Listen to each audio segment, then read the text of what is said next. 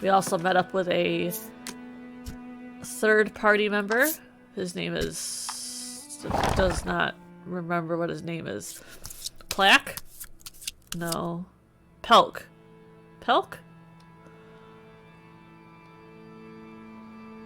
Something like that. I don't recall now. He's kind of useless. Did I not save? Incorrect. Sir, ma'am, load. Oh, I did the autosave. It should be save 1. Right? 15, 18. Should be this one. We just finished the sand ruins, which is where we were just at, and rescued one member of the circus troupe. Evidently there is more yet. We have to find the remaining circus members.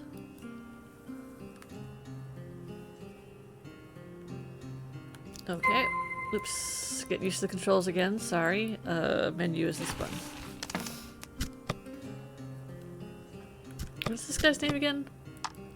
Plaque. Teal'c. Something. Don't recall his name now. And I apparently can't... Party member? Oops. God. The control scheme is weird as F. Party.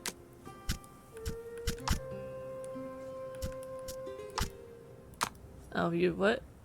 Can you change who is main?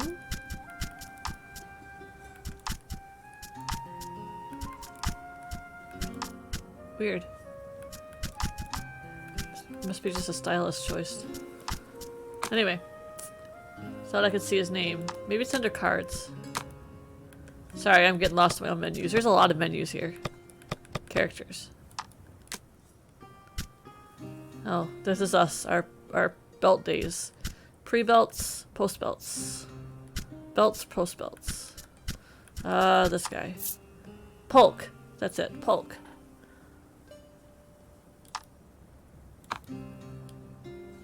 Huh. There's more to his story apparently, but we don't have it.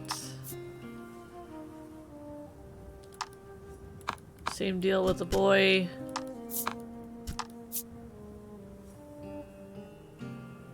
I'm now sharp dressed guard.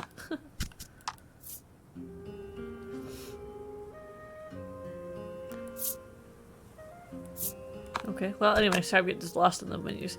Anyway, let's continue on finding the circus members. Whoops, and all the random battles that come from that.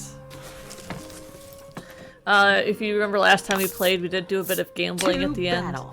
And we won another like customization set, so I changed the table to match the set we just got, which is a metal table, rusted table, something like that.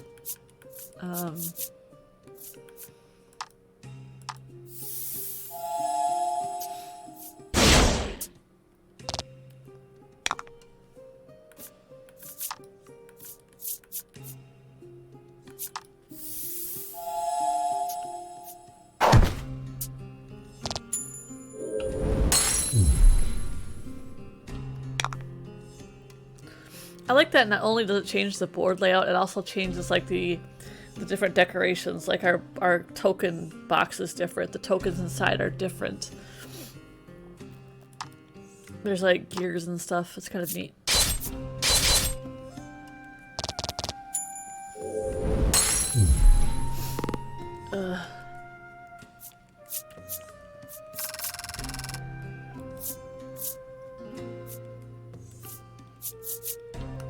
And I continue to have bad luck at picking these chests.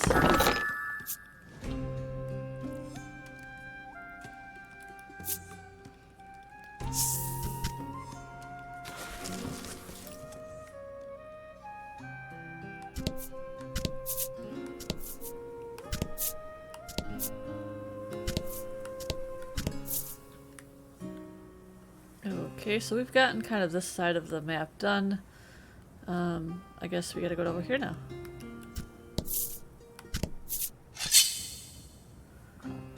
Excuse me. I just ate lunch, so I'm a bit burpy.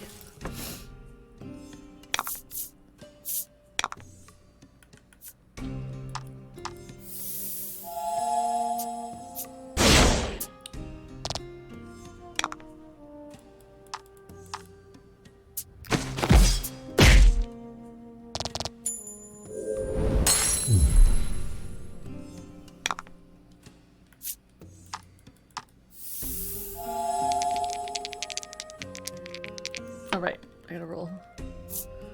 Lame.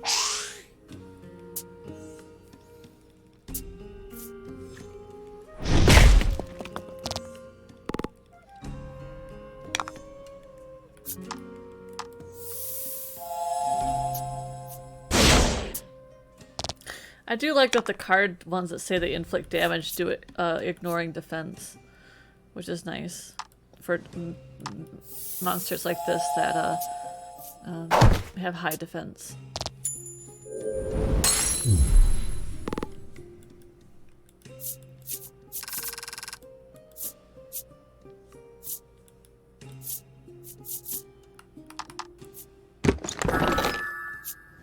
I want the gold nuggets. Why will I not get the gold nuggets?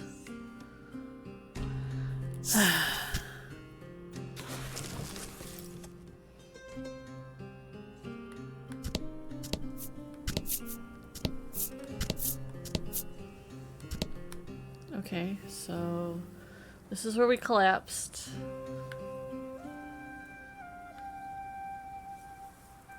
This is back by the town? Yes, it's back by Steelboro. We don't want to go back here quite yet.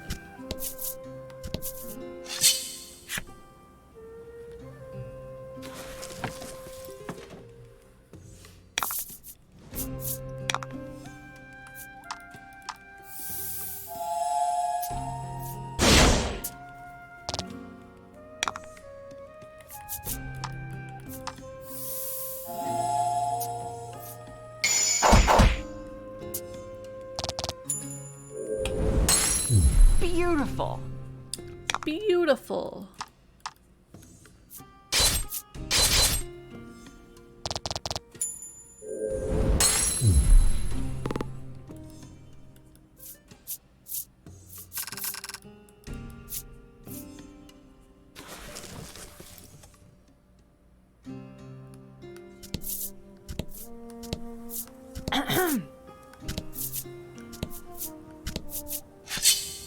Nope, there's a tent.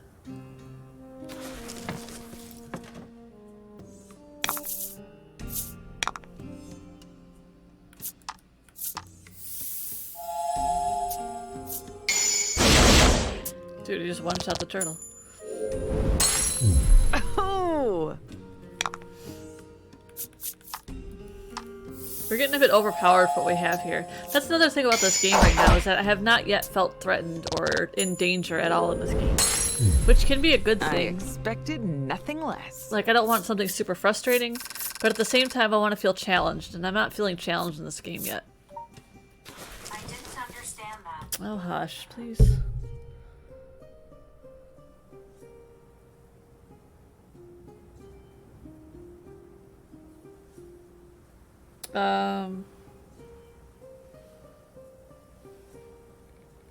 Sorry, my husband's sending me a text.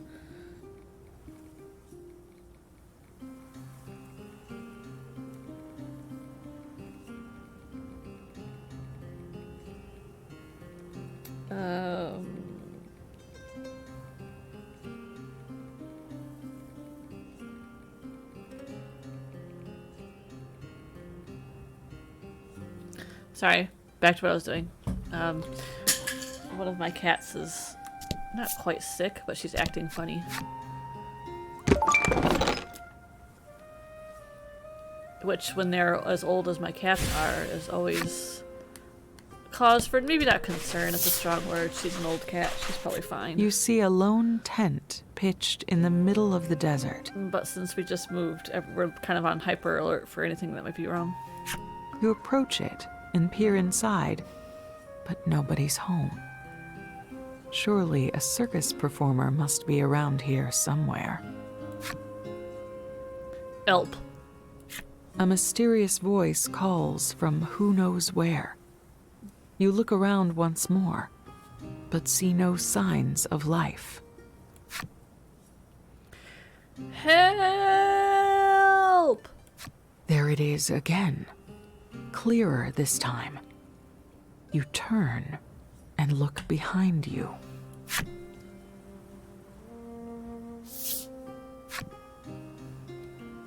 Another help.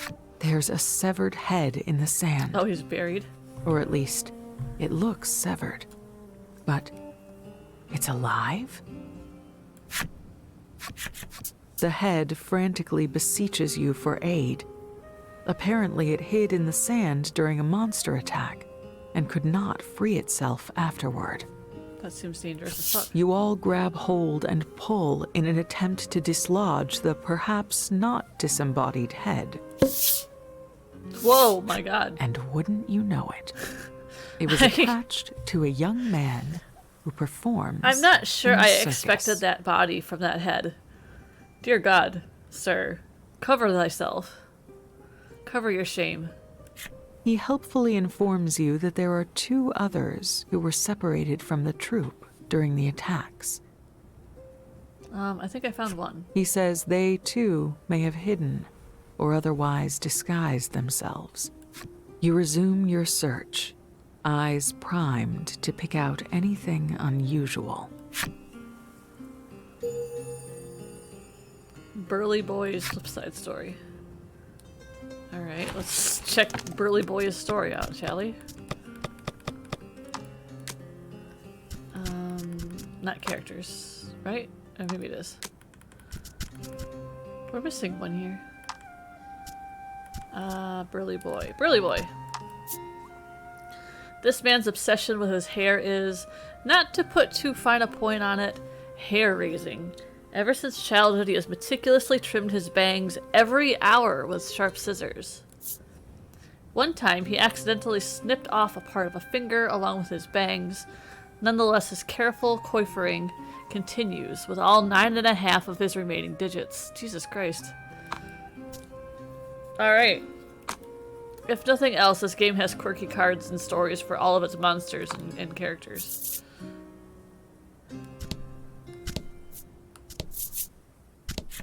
There's a strange sound coming from this treasure chest. You open it to find a very alive young boy from the circus inside. "You saved me," he pants. "I was about to suffocate in there." The boy makes a beeline for his fellow performer's tent.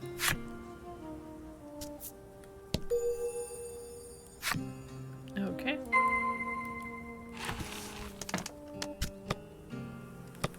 And we got another card.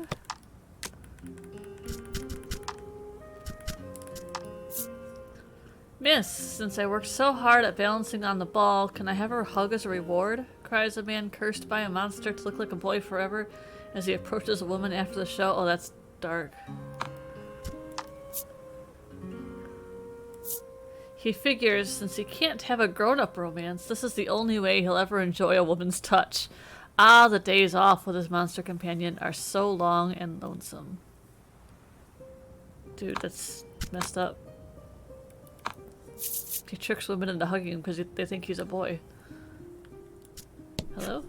The man is clearly worried about the other missing circus members. Oh.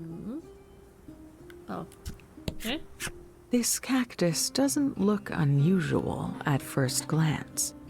You reach out and touch it, but it wiggles? Whoa. It's actually a woman from the circus. You saw right through my disguise. I'm impressed, she says with a confident smile. She hurries back to her fellow performer's tent. Okay. Having found the remaining 2 performers the young man mentioned, you return to his tent. He thanks you warmly and makes way for the ringmaster's waiting caravan. Return to the desert circus. Alright. We've unlocked Acrobat's flipside story.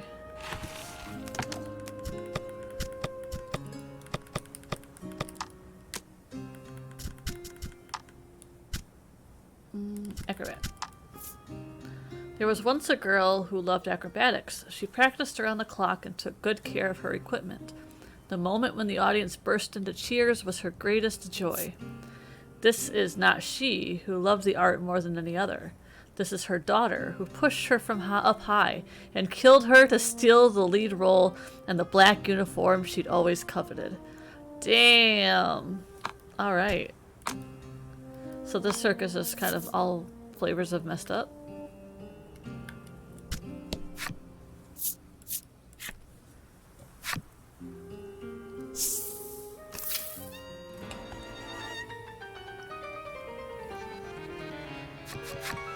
The caravan is larger than it was when you left.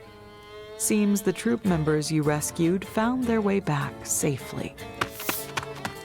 The young man you rescued races over the moment he sees you. I found my way back. Thank you so much for saving me. He beams. The ringmaster is next in line, peppering you with praise as he wrenches your entire arm up and down in a forceful handshake. He proudly announces that you can eat and drink your fill as a show of his gratitude. Oh, and he absolutely insists you see the show. He's certain you'll love it. Finding yourself looking forward to the circus, you decide to invite Legol and Polka to come along, but they're nowhere to be found. It looks like they took off on their own. Thinking it would be much more fun to go see the circus together, you decide to look for the pair. Take the Gull and Polka and watch the show.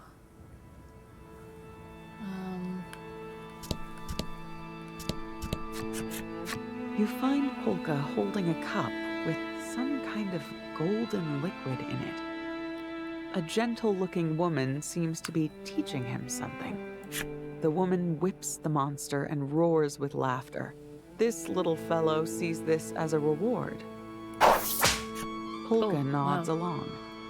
Aha, I see. This is most instructive. You're not completely sure what you're looking at. You decide to drag Polka away and take him to the show. You fulfilled the necessary requirements and unlocked mild-mannered woman's flip-side story. Alright.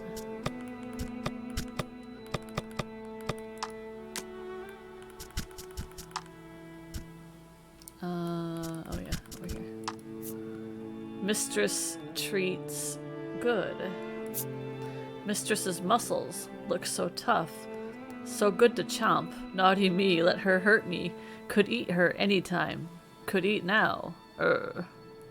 Alright. Some dude's like looking at that card in a poor way. Okay. Free of her cactus cosplay, the woman now balances herself adroitly atop a monster. And as if that weren't impressive enough, they've only gone and synchronized their breathing as well. Alright. Our show is incredible, the ringmaster boasts. He really believes in it. The young man has once again buried himself in the sand from the neck down. It seems to be keeping him calm. Okay. And then... oops. Yes. You find Legol stuffing some kind of well-cooked meat into his mouth. Beside him is the beast tamer girl.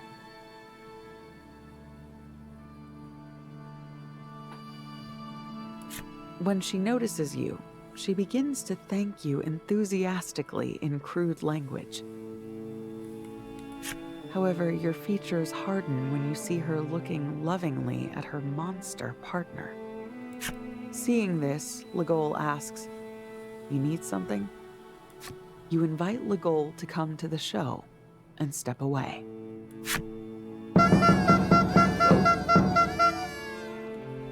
You can hear the sounds of a lively crowd coming from the circus tent.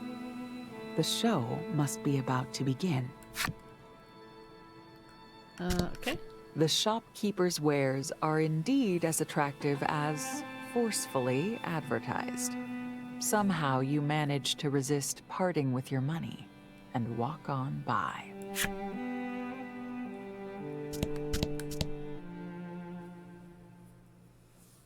Stepping into the tent is akin to entering another universe. Clowns balance atop balls. Jugglers juggle objects with ease. Performers soar through the air on the trapeze. Your first circus show is infinitely more impressive than all the images you'd conjured in your head. Unfortunately, you also find yourself too vexed to fully enjoy it. You cannot stop thinking about the girl making nice with that monster. The young boy makes a show of stopping his ball directly in front of you and holds something out to you. Which one of these do you like best? He asks with a wink. Which will you choose? Ooh, probably the accessory? We could do 900 gold, but you can farm that easy. And I've got a bunch of Inspire elixirs, so let's go with the accessory.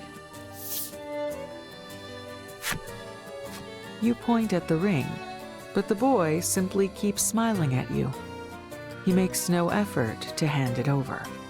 I'm sorry, what now? The boy points to his own round nose. You stare intently at his nose, but nothing happens. He then points to his hand. You look down at your own hands and... What? A beautiful ring has already found its way onto your finger. Alright, we got my ring. The boy sticks out his tongue, playfully mocking you. You cannot help but gaze at the prize that so wondrously found its way into your possession. The Beast Tamer is the next performer to take the stage. It seems she's going to put on some sort of monster show, as you'd expect. Though this time, she's joined not just by the rat, but other foul creatures. Watch. Teamwork. Do best. And just like that, the goodwill engendered by the young boy's gift evaporates, and your heart hardens anew. Monsters killed my family. The Beast Tamer, however, has no idea that you harbor such simmering resentment, and begins her show. Or she tries to, but one of the beasts begins raging out of control. "Help!" the ringmaster shouts in a panic. You instinctively grip your weapon and leap out of your seat to confront the monster. All right.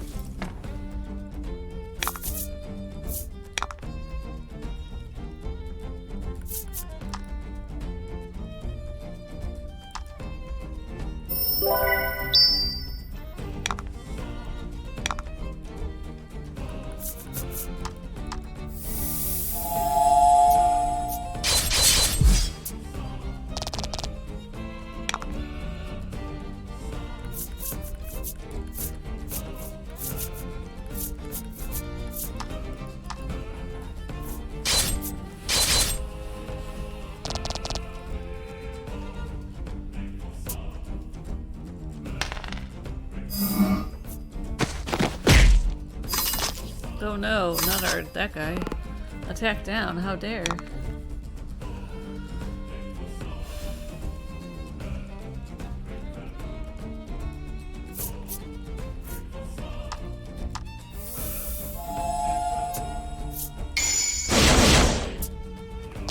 Sometimes you get lucky.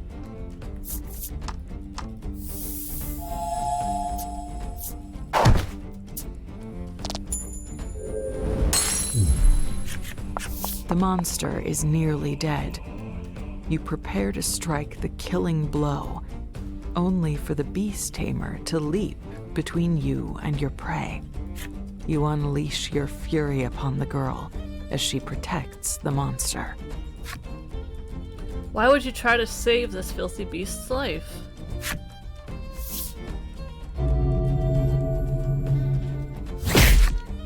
Polka's eyes widen as she easily parries your attack. "Listen, story," she says, hugging you so tightly you can hardly move.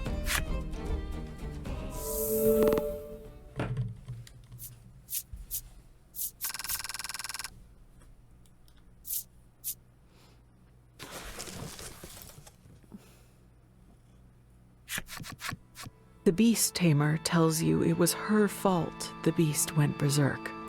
She accidentally trod on its tail as she issued her command. "It wasn't the monster's fault," she says. Tears well up in her eyes. It was her own inexperience. She begins to sob. The ringmaster peels her off you and gives you his heartfelt thanks for once again saving the circus. Can I get another reward? "Allow me to introduce you. This is Trollis," he says. He follows up the introduction with yet another unexpected request. He wants Trollis to accompany you so she can further develop her skills. I think she's our 4th party member. Apparently, the idea came to him as soon as he saw your masterful command of the beast in battle. Trollis, trembling, turns her gaze to you. Will you take Trollis with you? I mean... You take a moment to think it over. "That's a fantastic idea," bellows Polka, agreeing in your stead. Legol turns to Trollis. "We're all talking around you. Is this what you want?" Trollis thinks for a moment. "Yes, train," she chirps, nodding emphatically. Sensing no way to push back against the overwhelming force of Polka and the ringmaster, you agree to take Trollis along. She breathes frantically through her nose. "Do best. Do best," she says eagerly. Trollis has joined your party. "This is shaping up to be a fun journey," Polka says, visibly excited. Polka has apparently invited himself to join your crew. Legol starts to say something, but Polka is already so deep into a speech that he loses the will. "We must celebrate the start of Trollis's training," the ringmaster shouts. Not a moment later, everything and everyone is in motion. The various performers jostle you about as they rush up to wish you the best and tell you to take good care of Trollis.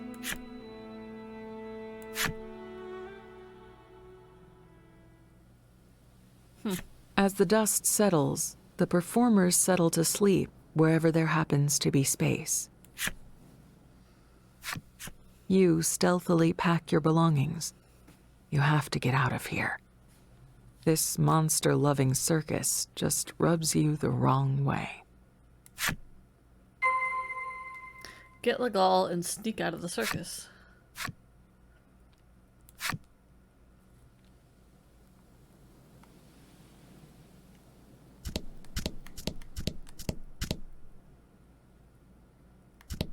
The shopkeep is sleeping. Try not to wake them.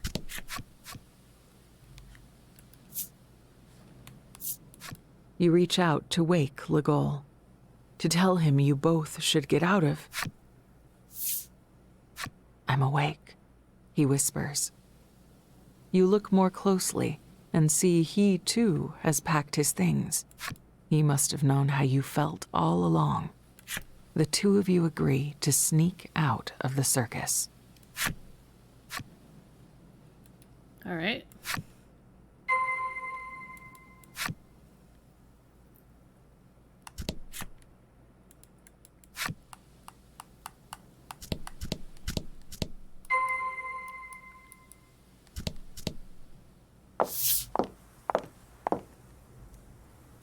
You approach the exit to find Polka standing there, as though he were waiting for you. This is sure to be awkward. He approaches you. "Can I tell you something?" he asks, in a far more measured tone than you've ever heard from him. He begins to recount the story of his parents. They too studied monsters. One day, when Polka was very young, monsters attacked his village, killing his parents. Okay. His mother raced to get him to safety. She told him to run and began shouting, "The monsters! There!" That was when the flames took her.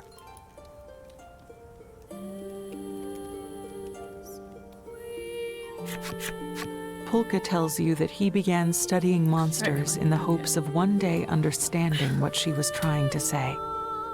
He lowers his head and confesses that he needs your help in order to do so. You Subterrans have the power I need to solve this mystery. I know it. You search his face. He's being sincere. I mean, yes. You nod. Polka is no longer just someone you met, or just some scholar. He's you, an orphan.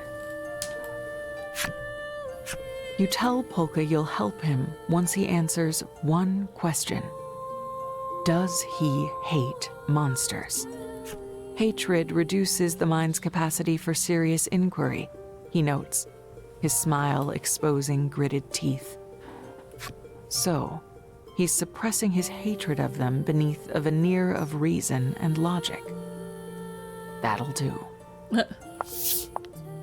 Already leave? Comes another voice. Your chatter must have woken Trollis. Her strength will serve us well. We should bring her with us, Polka adds, sensing your reluctance. Serve well, Trollis parrots, sweeping you off your feet. Alright, so the party's back together. After our... Thus were your defenses eroded and your ranks bolstered. You depart the circus with your new companions. I still don't know what exactly we're departing for. Alright, chapter's done.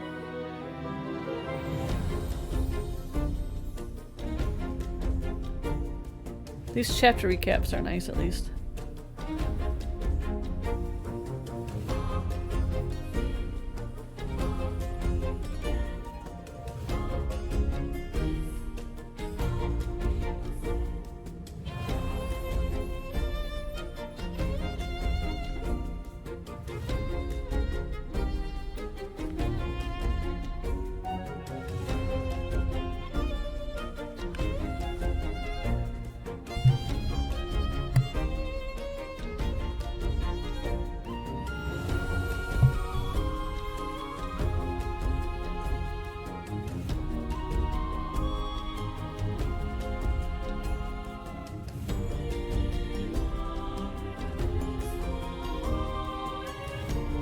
Oh, dude, that's what the boy looks like?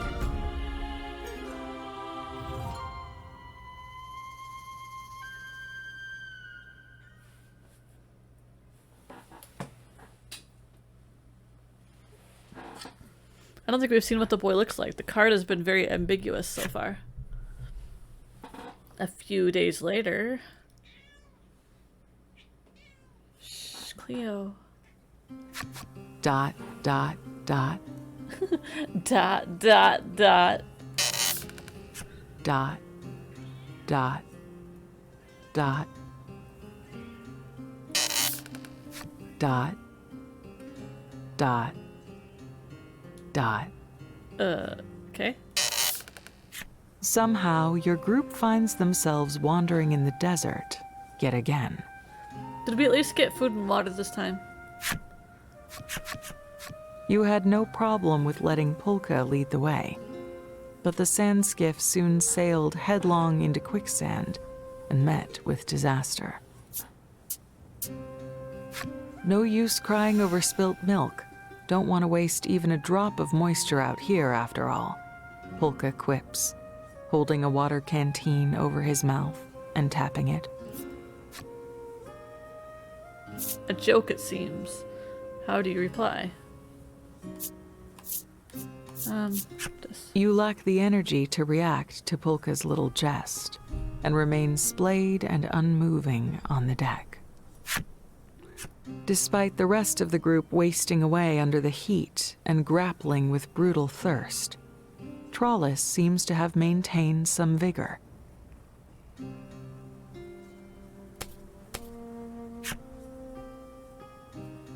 I look for water. Can smell. Wait. Trollis's nose twitches as she sniffs at the air a bit. She picks up the scent of water to the north and heads off in that direction. Ask Trollis, find water for the others. Okay, so I guess we're somebody else now. Trollis is now the only member of your party. The jump ability has been disabled. Alright.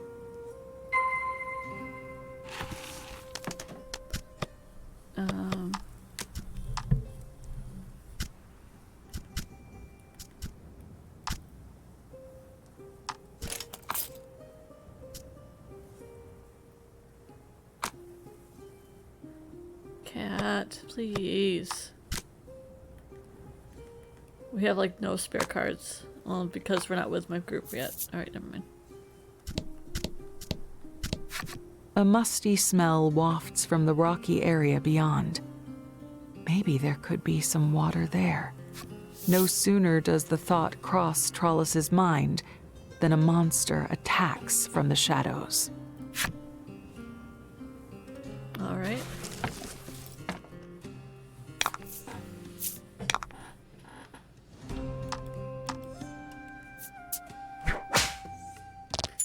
Easy peasy.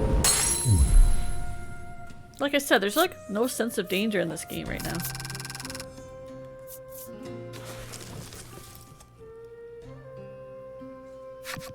The rush of victory over the monster is short-lived, as there doesn't seem to be any water nearby. Muttering, "Water," Trollis stares at the defeated creature. The beast does seem to have a great deal of, well, liquid. Ew, don't eat the slime.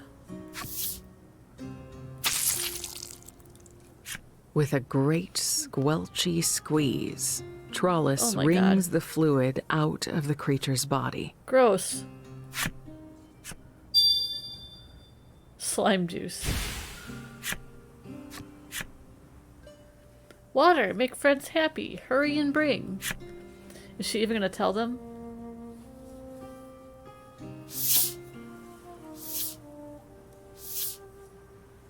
Trollis returns to the sand skiff and helps everyone drink some of the slime juice. Each, in turn, regains their vitality. The juice is faintly sweet and tasty. Polka asks, "Where'd you come by this stuff?" However, Trollis's reply leaves something to be desired. Squeezed it. Everyone drank. Everyone better. Polka inclines his head, deep in thought. But fruit is rare and hard to come by. The group decides to have Trollis lead them to where she located the sweet liquid. This is gonna be funny.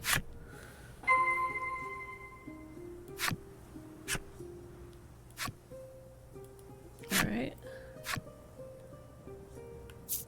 Yes, we want to set up the party.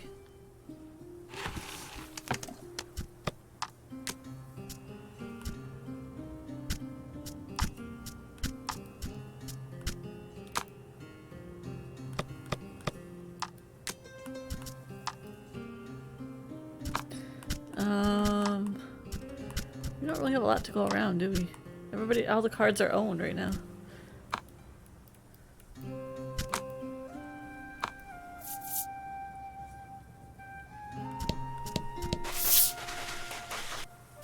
The group arrives at the place where Trollus obtained the liquid, but there seems to be nothing there.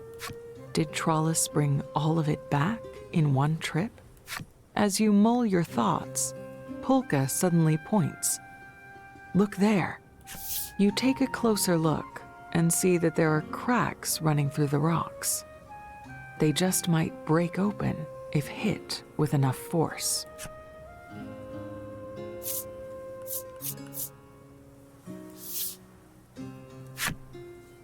Legol grunts in affirmation and then starts hitting the rocks. Over and over again, he pounds on them until blood oozes from his fist and flecks of it splatter the stones.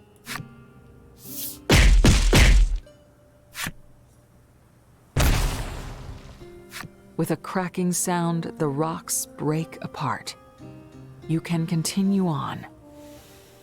Beyond the rocks, a barren waste stretches out before you. The party decides to press on through the arid expanse in hopes of finding a place to rest and eat. Okay, looking for a town. Looking for a town in some place called Wasteland. I'm sure this will be a lovely journey. Very fruitful. Whoops. No, I'm trying to go forward. Straight.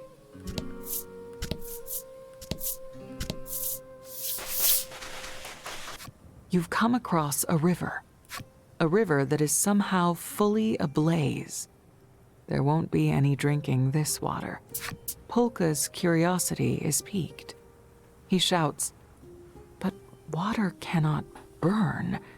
It defies scientific reason." Next to him, Trollus's nose twitches. Good smells. Lots. Over there. She's evidently located something with her keen sense of smell. There might be food nearby. The party opts to trust in Trollus's nose and heads off in the direction she indicates.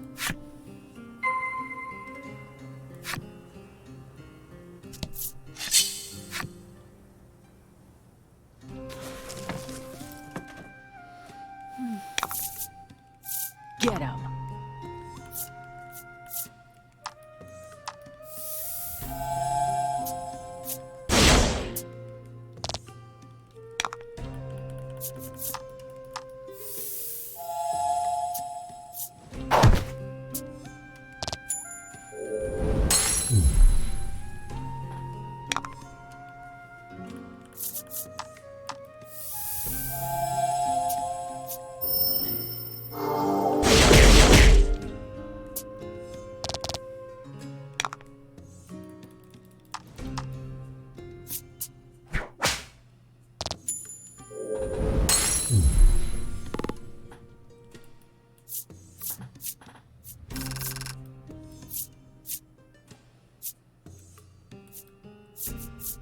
Okay, let's go middle.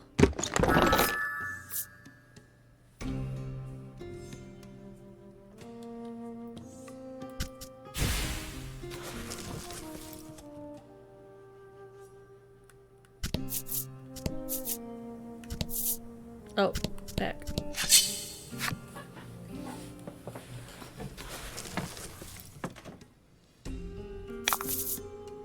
Battle time.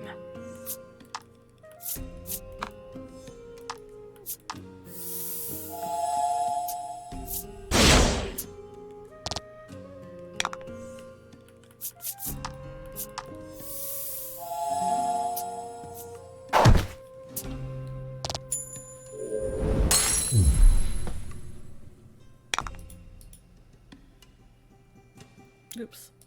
Wrong screen.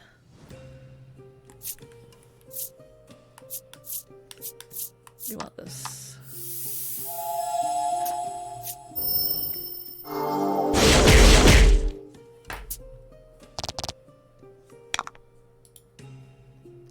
That mouse character art reminds me of something. I just can't place it. Minus the horn on it, of course.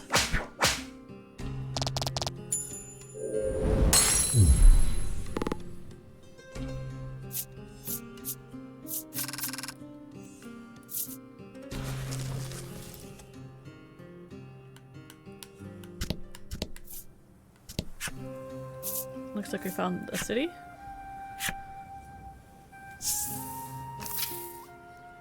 You arrive in a city humming with life and bustle.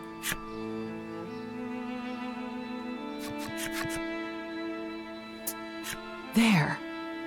Trollis practically falls over with excitement as she whips her hand out to point at the food stall.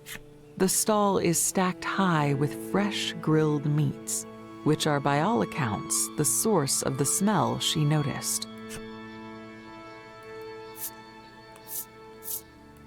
It's not just only at the food stall, but throughout the city that people seem to make a living using fire. Perhaps that is why the place is sweltering. Polka cannot hold back his curiosity. I must inquire as to this comburant water, he says, zipping away. In fact, he zips off quickly enough that you and the others lose sight of him. Shrugging your shoulders, you decide to head off in search of him. Ask around the City of Flame and find Polka. Alright. The woman is lost in thought as she gazes at the flames from a distance. Love and fire are rather similar, aren't they? You find her incomparable presence so overwhelming that you are unable to even ask about Polka. Alright. You ask the stall owner if they've seen a bespectacled young man, but they shake their head and say that there have been no customers of that description.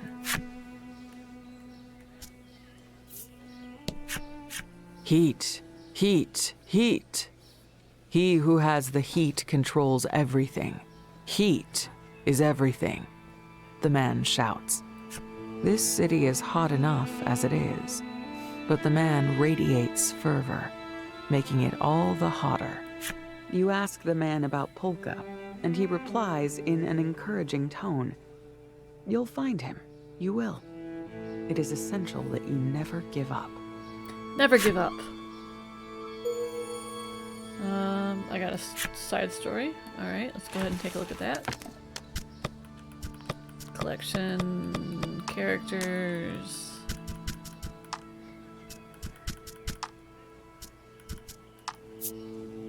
This man evidently used to make a living slaying monsters, but injured his leg and retired. Since doing so, he has led a comfortable life, cane clutched in hand. Countless adventuring lives were spared in the wake of his retirement, as he was wont to kill competing hunters so he could keep all the monster slaying profits to himself. Damn. Yeah, these side stories are kind of interesting. They're very, very short, but it's always like an unexpected twist on the flip side part. It's kind of funny.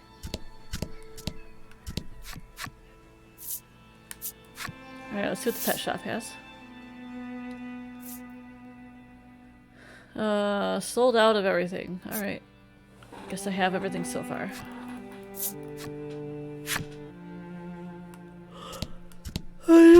Sorry.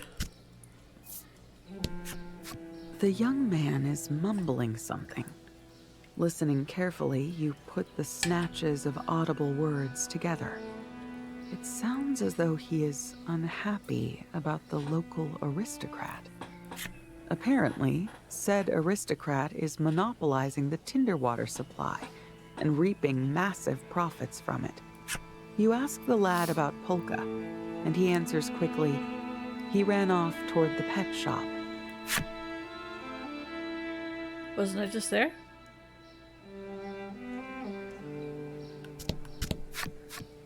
Oops. Wrong button.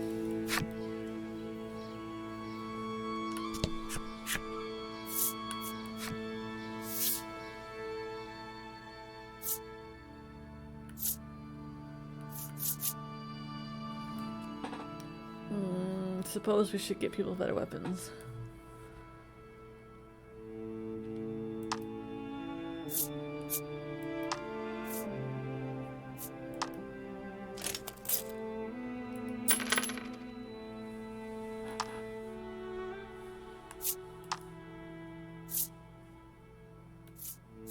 That's what she's got now. before I just buy things willy-nilly. She already has the Tamer's Whip. But we can get 2 Knight's Armors.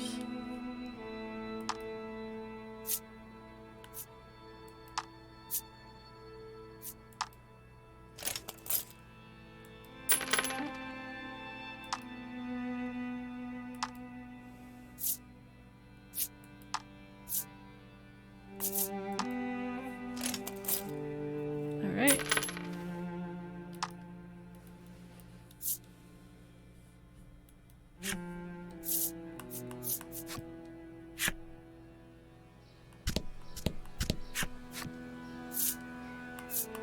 I don't think I have any gold nuggets to sell.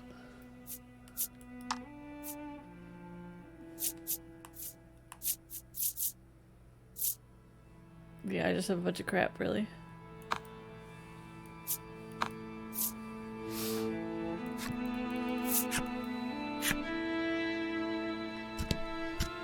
Oops. The wise old woman offers cautionary words. You'd best be careful.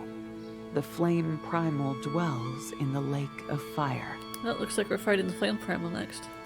You ask the woman about Polka, and she replies, "Why, he and I were speaking until just a short while ago. He's probably still nearby." You thank the woman and take your leave. Knowledgeable old woman's flip side story.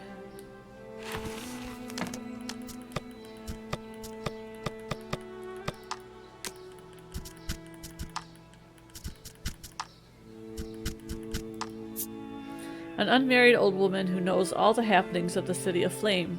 Should she corner a fellow citizen, she'll treat them to an exhibition of her extensive knowledge. People tend to give the chatty old woman a wide berth, but she has wisely changed her approach. By conveying the air of a knowledgeable person, she tempts travelers into speaking with her. Alright.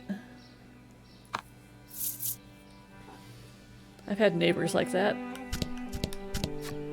You stand before a handsome mansion whose occupant is assuredly possessed of abundant worldly means. In layman's terms, they're loaded.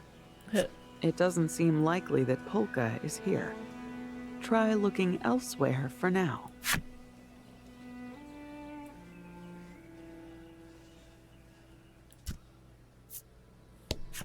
Alright, found him. You locate Polka in a state of considerable excitement as he observes a burning pond. Can't get comfortable in my chair. He notices you a moment later and starts chattering rapidly. This town is incredible. They use this combustible water as an energy source to make their living. And what's more, he goes on without taking a breath.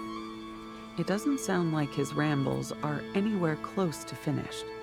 But then, suddenly, the sound of children weeping reaches your ears. It sounds like it's coming from a back alley. Search the city for the crying children. It must be here. In the back alleyway, 2 emaciated children stand alone, with naught but the clothes on their backs. They look to be siblings. Great tears stream down the boy's face. Between sobs, he explains that their mother and father both died of illness. Orphans. Not uncommon in big cities like this, Legol says. Something akin to a vice grips your heart, and you wonder if there is some way you can help them. What will you do for the orphans? Give food?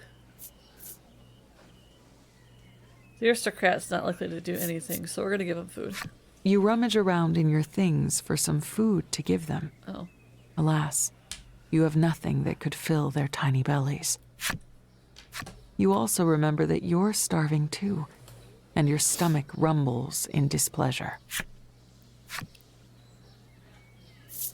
Alright. You hit upon an idea.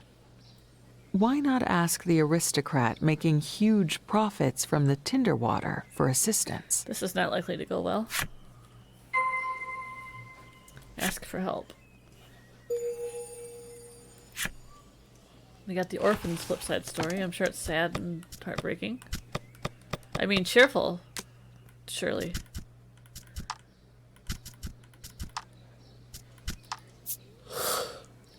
Excuse me, traveler. Will you give us some food?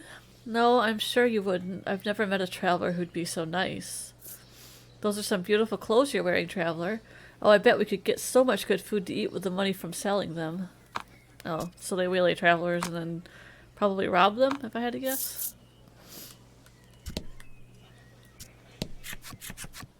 A well-dressed man of clear sophistication and means emerges from the manor, and he seems willing to listen to you. You bring up the plight of the city's orphans. Hey, enemy crab. How's your day going? The man listens to your story and then hangs his head. I would love to do something. Truly, I would. But you see, my own child... He explains that his son is bedridden, stricken with an illness of unknown origin. The aristocrat's mind seems fully preoccupied with thoughts of his own child. Oh, leave it to Polk. At a loss, you look over at Polka. He catches your glance and then offers to examine the aristocrat's child. Polka explains that he has some medical knowledge, and the man practically leaps on him, desperate enough to cling to any ray of hope. It looks as though Polka will be performing an impromptu medical exam. A few minutes later. According to Polka, the aristocrat's child has been poisoned. Okay. The man's jaw falls open. That cannot be. My household employs silverware that reacts to poison in food. What could be the cause? A monster, a plant, food scavenging. You suggest the possibility that the child may have picked up and eaten something they found lying around outside. Could well be, Legol agrees, a mysterious look on his face. However, the aristocrat vehemently denies the possibility. Alright. A monster? You suggest the possibility that there could be a venomous monster nearby. At this suggestion, the aristocrat blurts out, "The flame primal. It exudes a toxic gas." But then why isn't everybody else getting sick? Why is it only his kid? If it's the flame primal. Polka explains that if the source of the poison was indeed somehow the flame primal, it might be possible to craft an antidote from its body. And then, as though struck by an idea, he adds, and perhaps as a thank you for my doing so, we might discuss aid for the poor orphans of the city? Yes, of course. Seeing the aristocrat's immediate response, you can't help but be astonished by Polka's wisdom and negotiating skill. Okay. Upon leaving the manor, Polka explains, with no small amount of pride in his voice, "My own investigations indicate that the flame primal is in the lake of fire to the northwest of the city. It seems like his running about all over the city wasn't for nothing." Head northwest of the City of Flame to investigate the poison at the Lake of Fire. If that's actually the case, that bothers me because there's just no, like, why isn't everybody else getting sick if it's the primal, you know? I know it's like a minor thing, but it bothers me. Okay, let's go this way. Chest. 1,000 gold.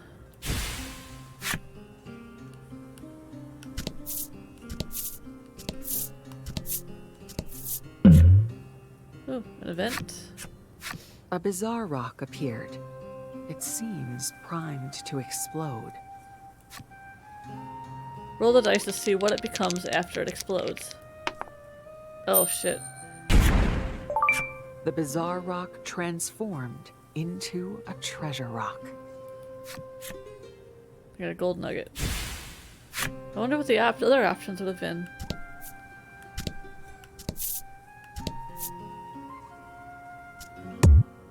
Ooh, I wouldn't...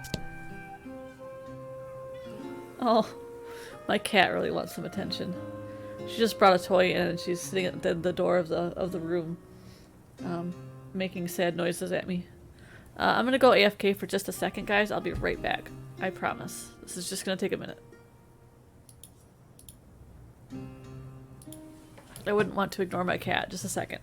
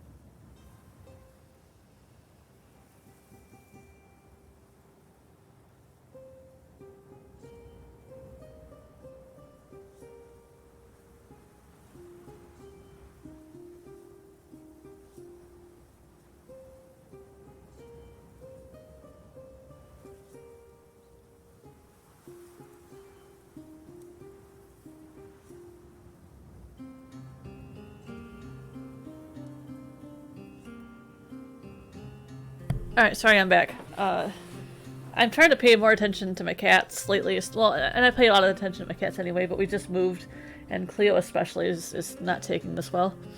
So she seemed like she wanted some attention and some love and some reassurance, so I wanted to give her some of that right now. Alright, so we have found the Lake of Fire. Seems like the only place we can go currently, so let's go.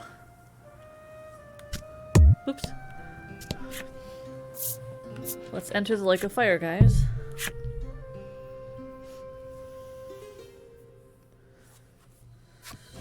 Polka warns, don't breathe too deeply here. The very air could be noxious poison. Proceed through the Lake of Fire. I really like the artwork.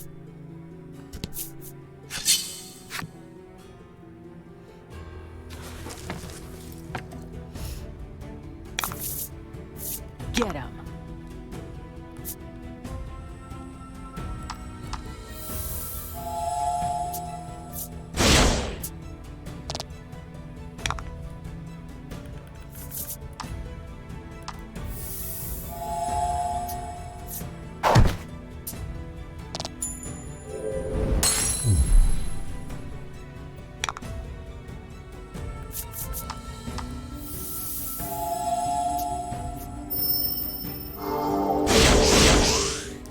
Oh, what the fuck?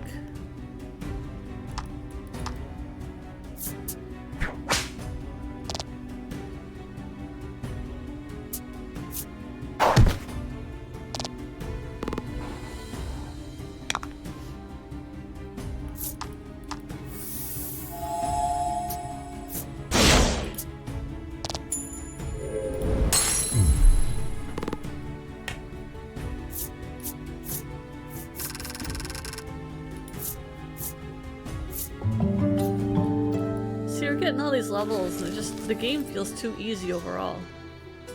Maybe it's just me.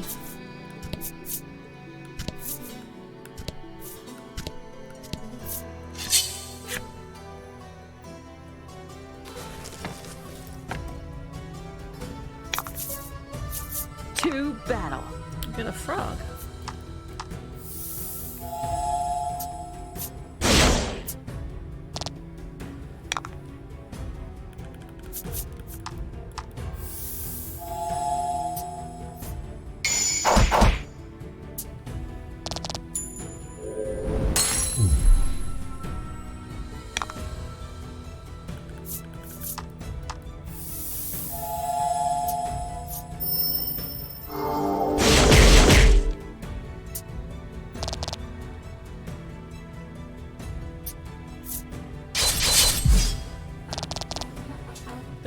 hardly at all.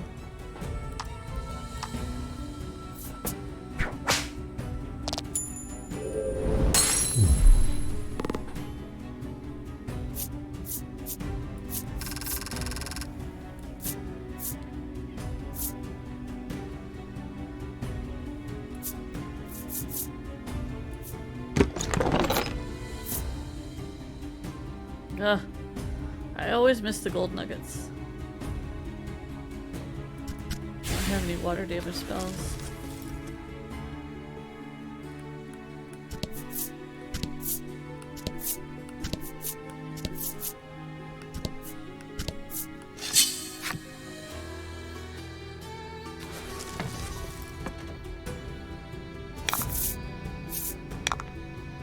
Flame turtles.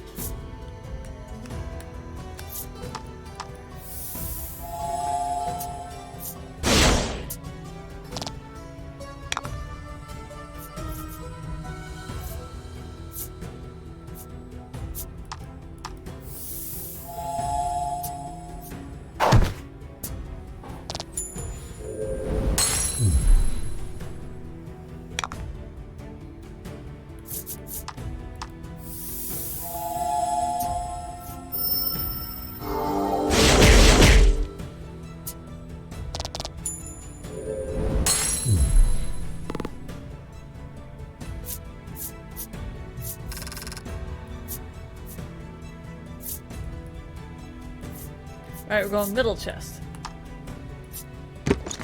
Oh my gosh.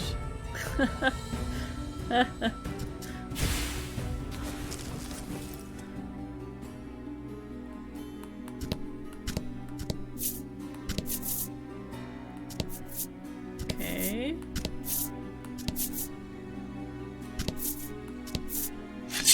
Ooh, a chest.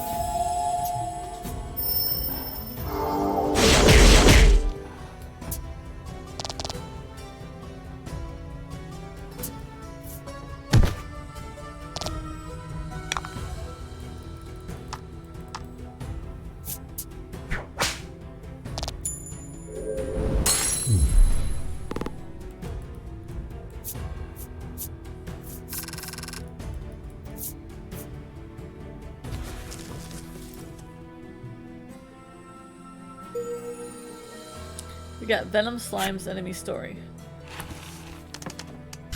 So let's go over to collection. Oops, not items. Down to monsters.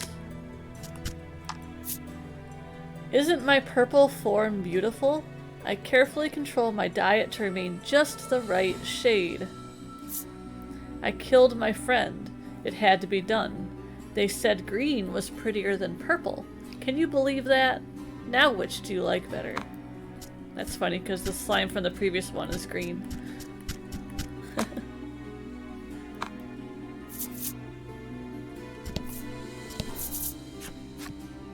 Alright.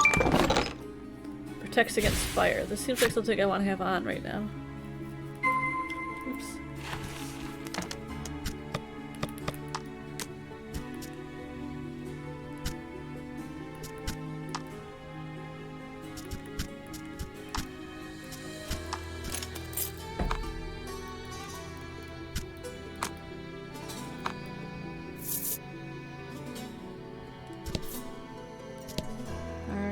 Go back. This time go this way.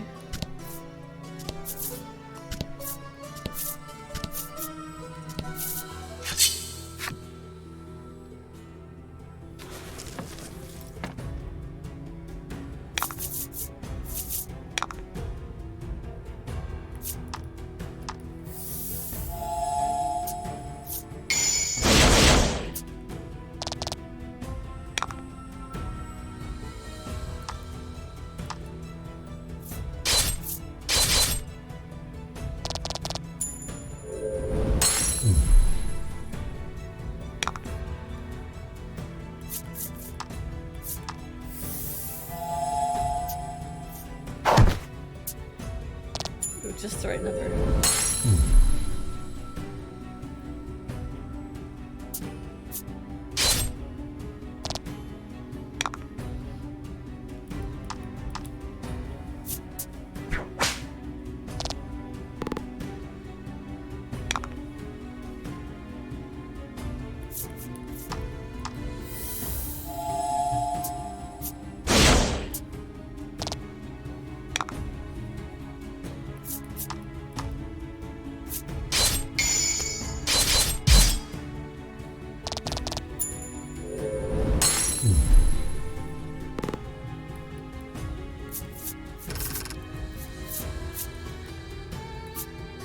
Alright, we're gonna go to the far right.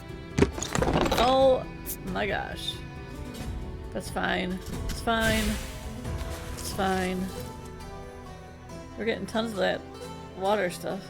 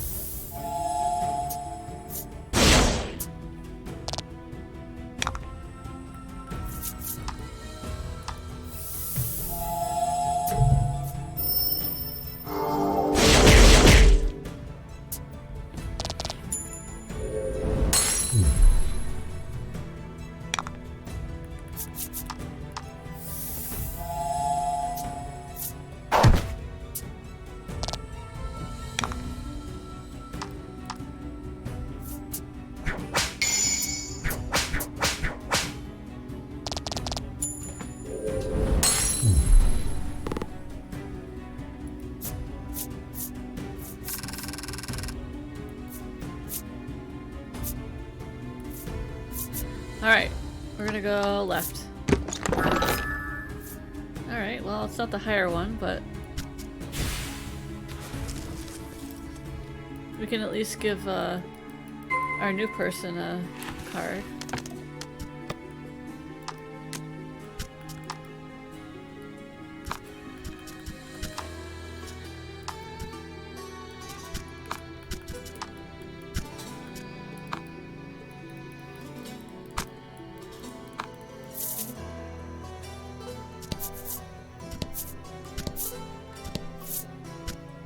Oops.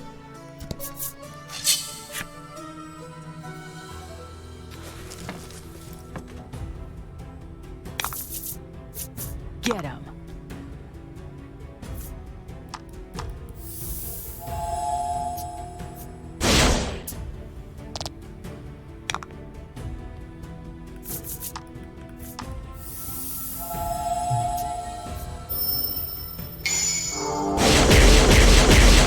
Jeez.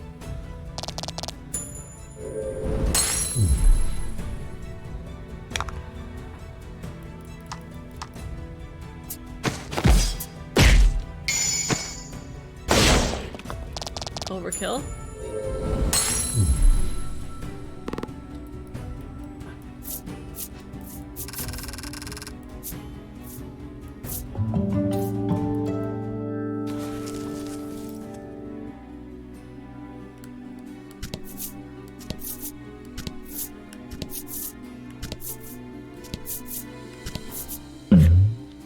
Ooh, an event? You pick up a scrap of paper you spot by your feet. Against all odds, it hasn't burnt to ash. It appears to be part of a crudely drawn treasure map. A sketched treasure chest lies between a lake, white mountains, and rocky crags. A treasure map! Everyone shouts at you in unison. You slip the scrap of paper into your pack and make a mental note to keep an eye out for the location the doodle depicts. You can check the treasure map anytime by accessing the key items in the menu. Do I get to see what it looks like beyond just the description?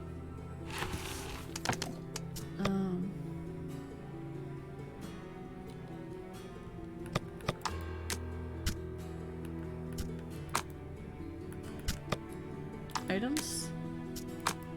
Oh, key items. Nope. Just the description. Alright. Fine. Be that way.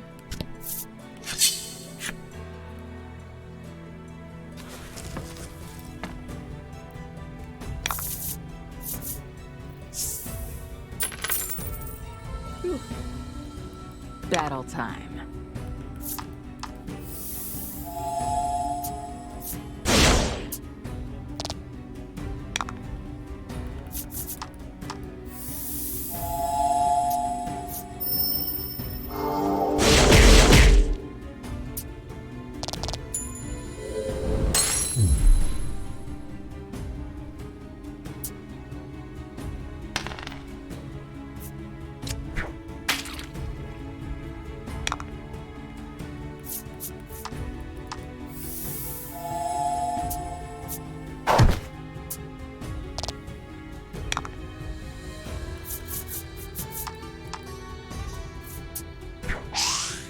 Ugh.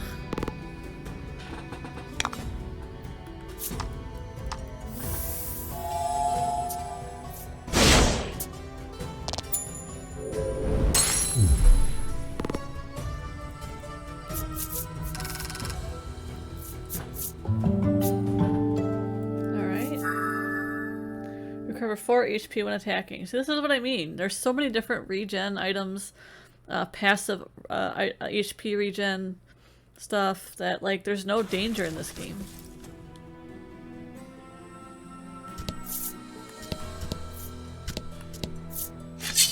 Which I guess is fine, it's just a little disappointing.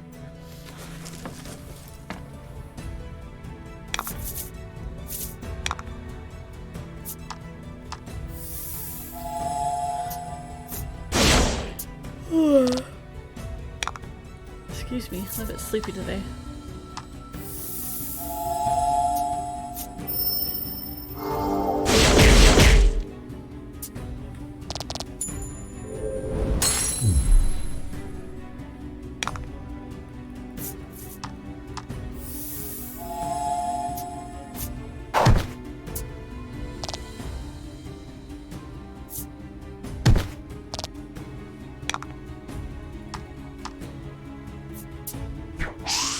No. Your accuracy leaves something to be desired.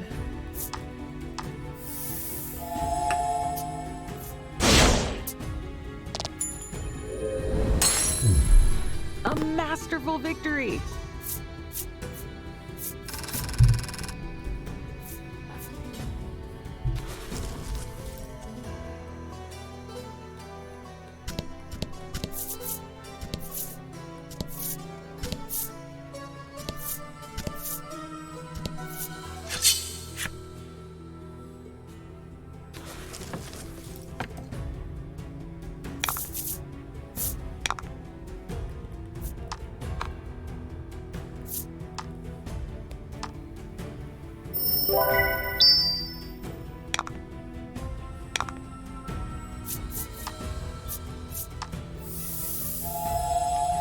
In hindsight, I should have done this to the frog and not the slime.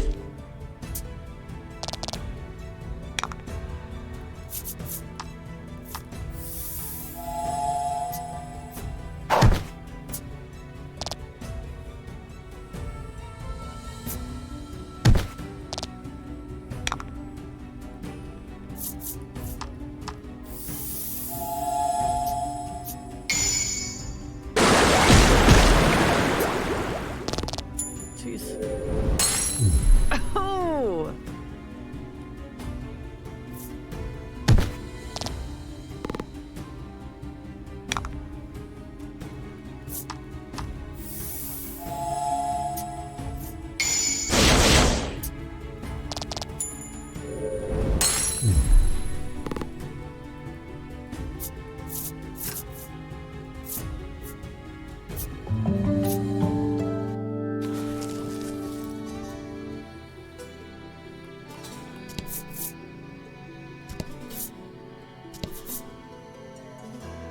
Okay.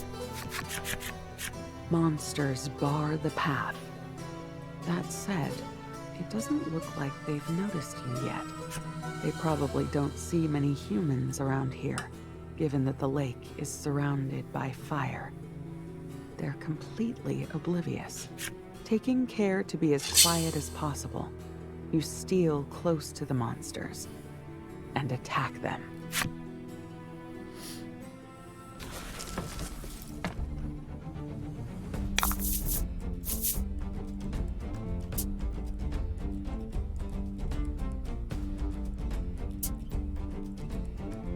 Okay. I guess because we surprised them, if I had to guess.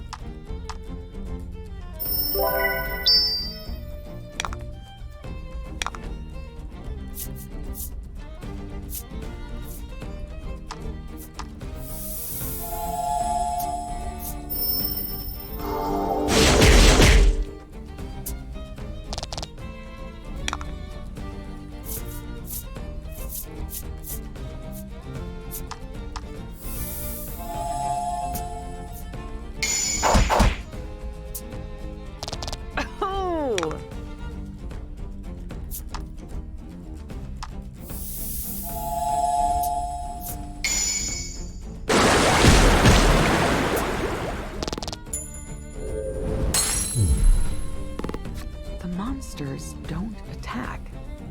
In fact, they look like they're trying to find an opening to make a run for it.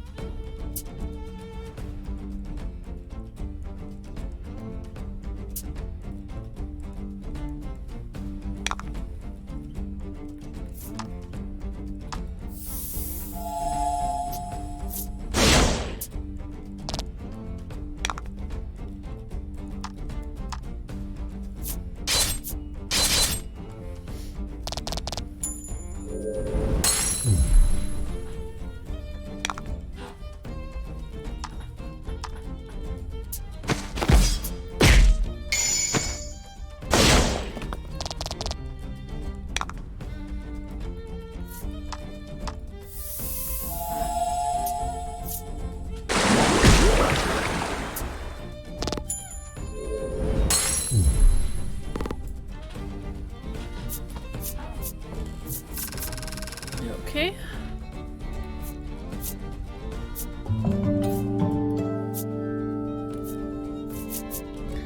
Let's go left. Ooh. We got the ogre. Inflict 12 damage if roll is 5 or greater.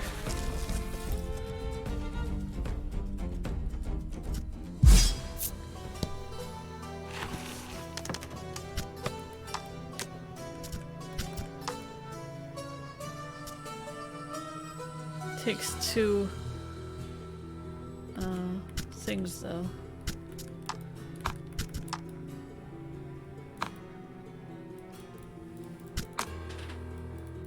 Two tokens, that's the word I'm trying to come up with.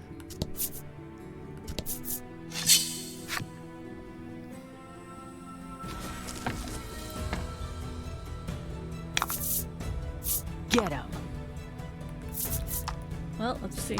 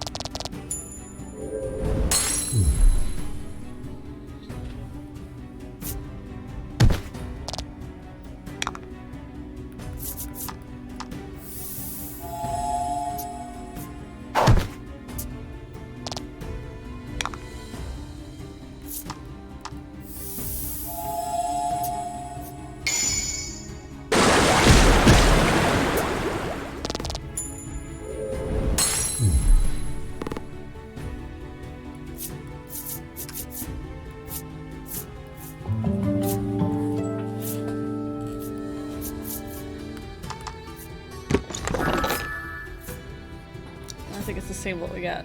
Yep.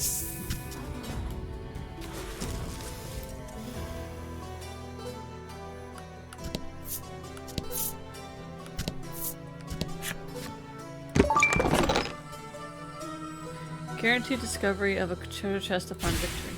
That's nice. Okay, so we have all of this to explore, And then all over here as well. Before we touch on the boss, presumably.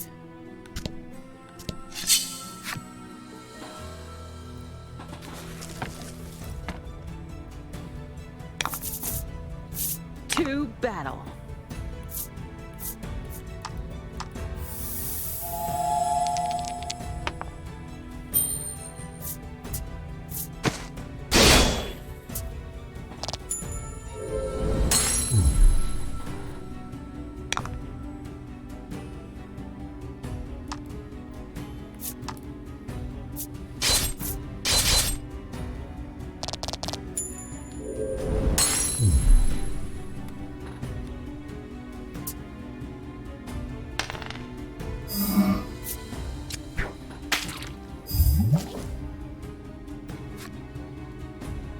Cards afflicted with deadly poison take 2 to 12 points of damage at fixed intervals. 2 to 12? Jesus. That's quite a poison.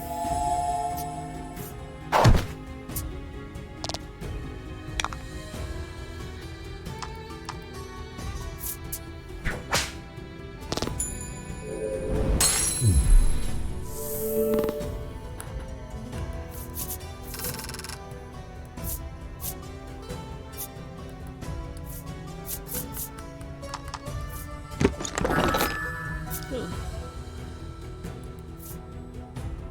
I got a better ranked card at least.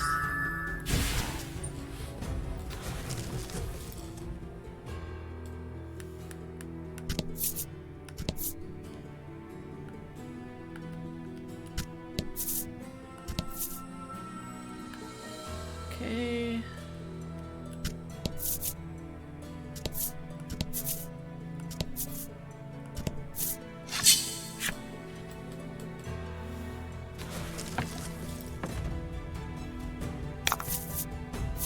Get him.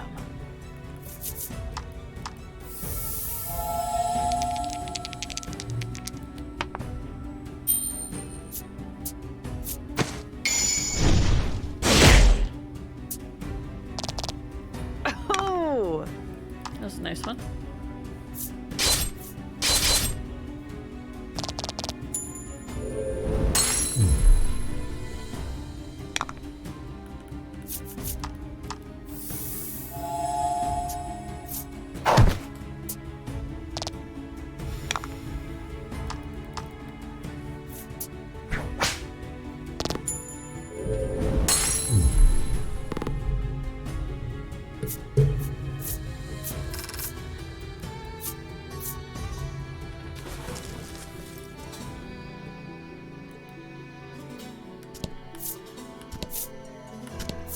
Treasure chest. Omnicell.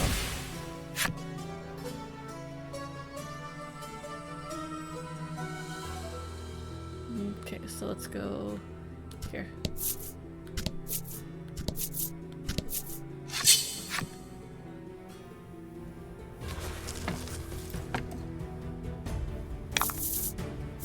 Battle time.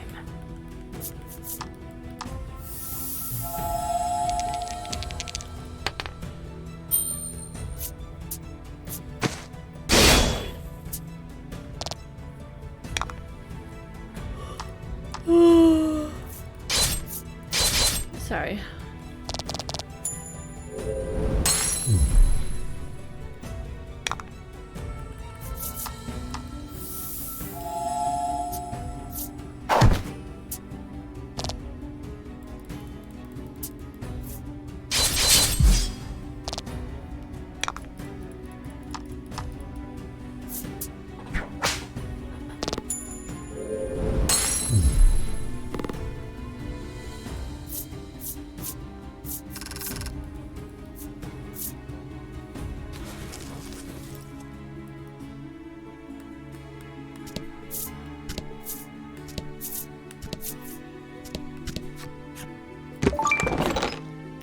Panacea.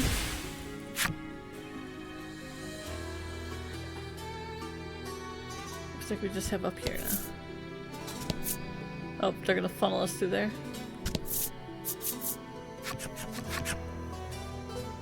You can't cross here. The heat of the flames is too intense. You survey the area for some way to cross over and spot an iron bridge collapsed into the burning tinder water. Someone in a time long past built a bridge here, though it has since collapsed from the heat. Suddenly, an idea strikes you. Maybe I can use the steel primal's power to manipulate metal and make it so we can cross.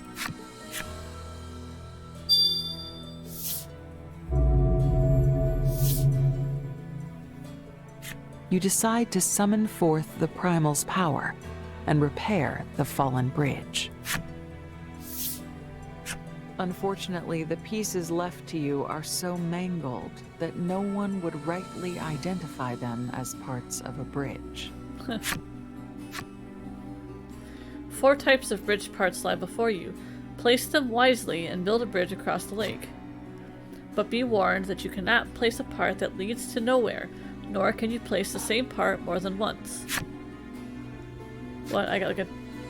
Which part will you lay down next in order to move forward? I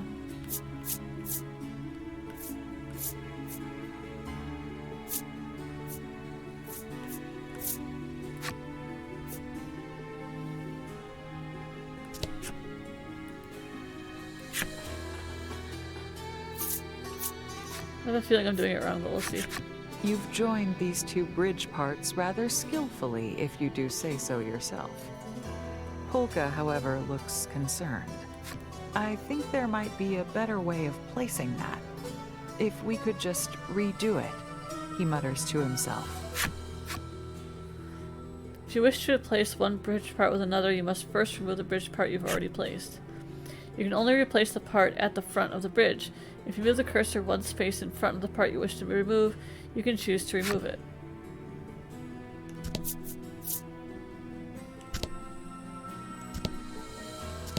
I'm confused. What?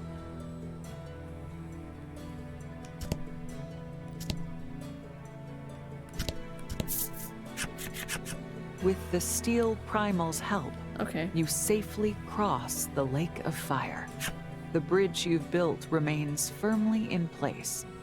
It actually looks quite sturdy. You should be able to use it to cross as many times as you like.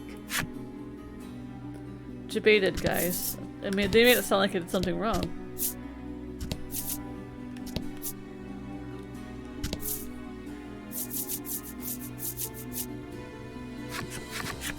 As if crossing over a lake of fire weren't enough, your path is once again blocked by flames.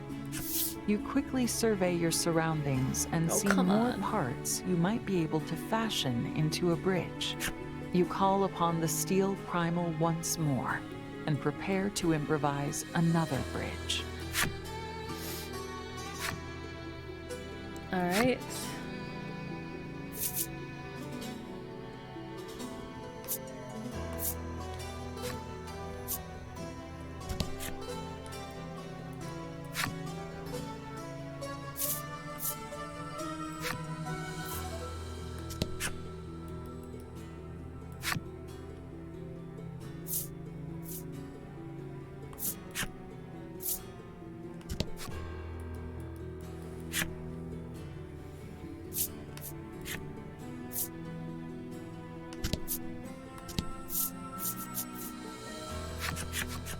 You've made it once again, but before you can celebrate, you're greeted by an expanse of tinder water. You summon the steel primal a 3rd time and hope this is the last bridge you need build. But the pieces the primal hauls out of the tinder water don't look like they'll fit together. You look back at the bridges that brought you here. Alas, you've built them too well. They won't come loose from the rocks, so you'll have to make do. Trawless, seeing the worry on your face, chirps encouragingly. Search. We will find. Must be way. Okay.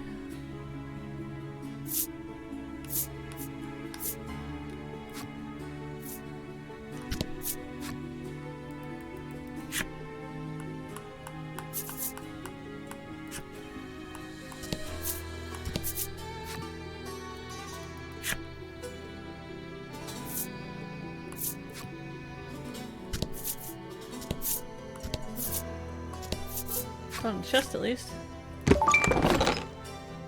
Another fire stay ring. We should equip these. That's the second fire resistant thing we've got, and we're in a fire area. I think they're trying to tell me something.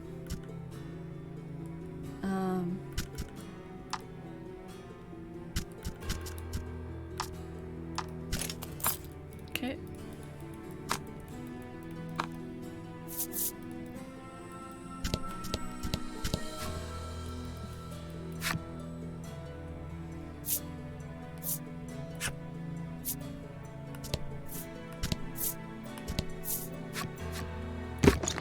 Inside is impossibly a bridge part. You should be able to use this to get further across the Tinder water. Alright.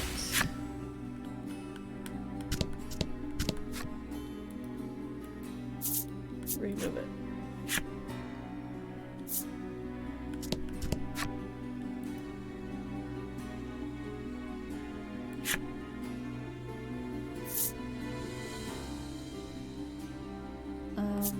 This one? Okay. Trollis gazes intently at you. She's noted your mastery of the steel primal's power. She explains that ever since she was picked up by the circus at a young age, she's trained as a beast tamer. However, as she puts it, she has not managed to improve in the slightest. I wished and wished. Wish didn't come true. Understanding each other, very hard. She asks you to give her some pointers on how to get monsters to obey. And you reply, There's not really any trick to giving an order. I just do it.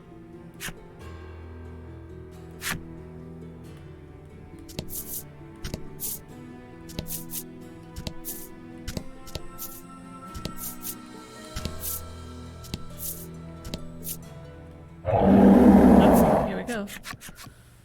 a massive monster wreathed in flames rises from the lake. It's shrouded in such heat and fury that you can scarcely turn your eyes to it. This is, in all likelihood, the Flame Primal. Your party readies their weapons and prepares for a fight. Okay.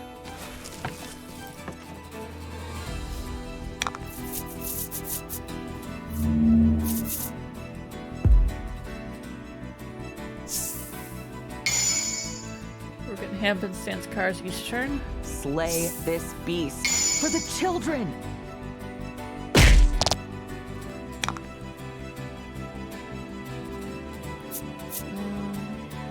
Delivery. The gems are more important to us this battle than usual.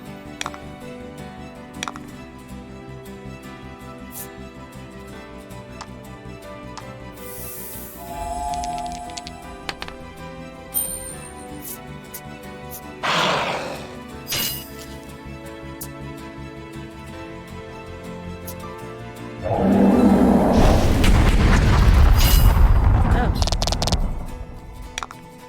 Okay.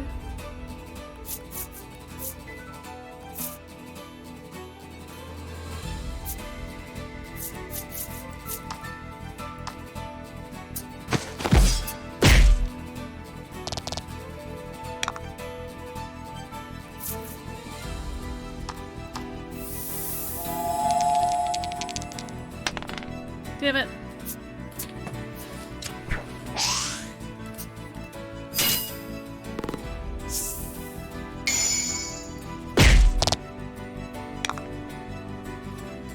You can't tell if it has something to do with the primal, but poison is slowly coursing through you. You must end this battle quickly. Duly noted.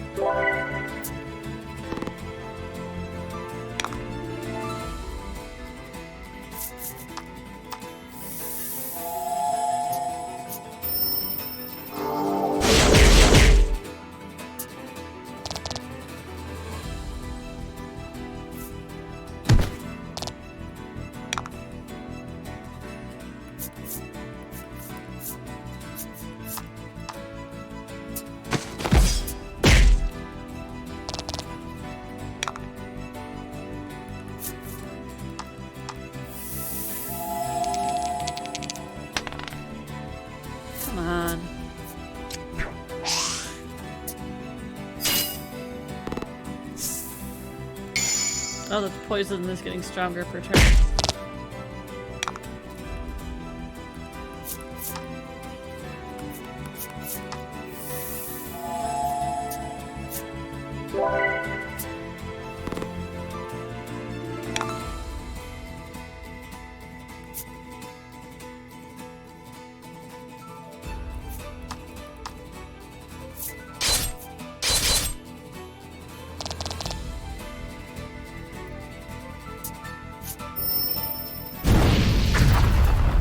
Oof. Glad he had the resist on.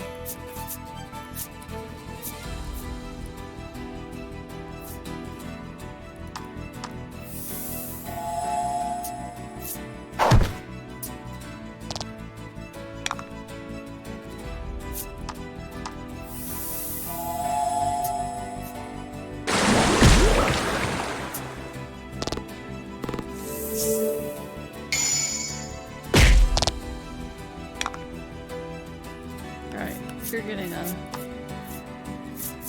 item.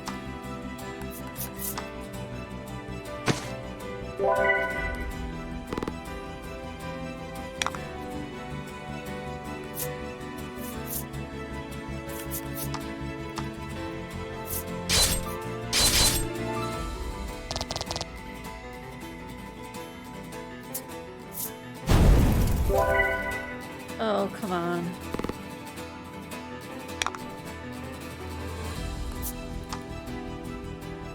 Alright, here we go. This works.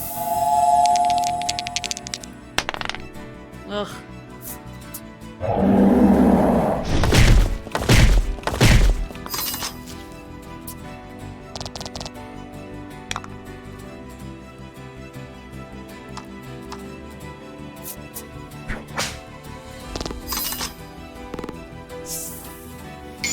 Ooh, shit. Come on.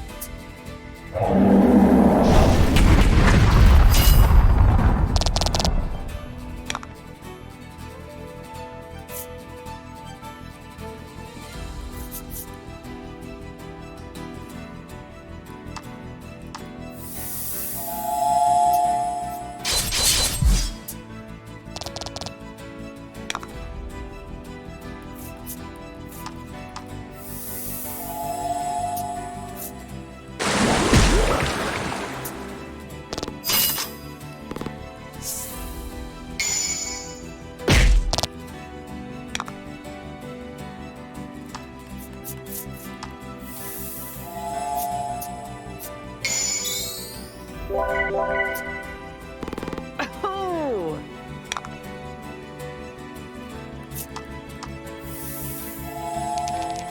Ooh, I didn't want to do that. I kind of wanted to keep his attack down.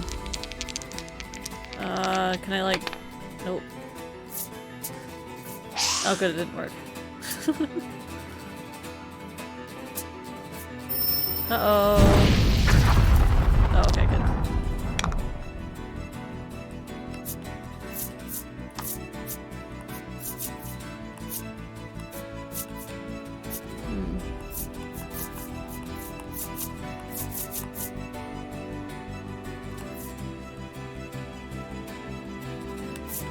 Good to know, but hold on.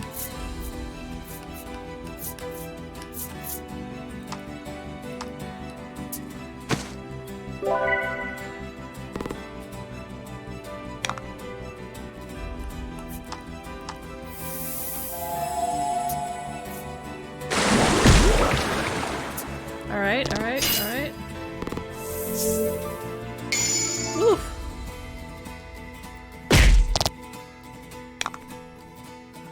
Let's just go ahead and end this, shall we?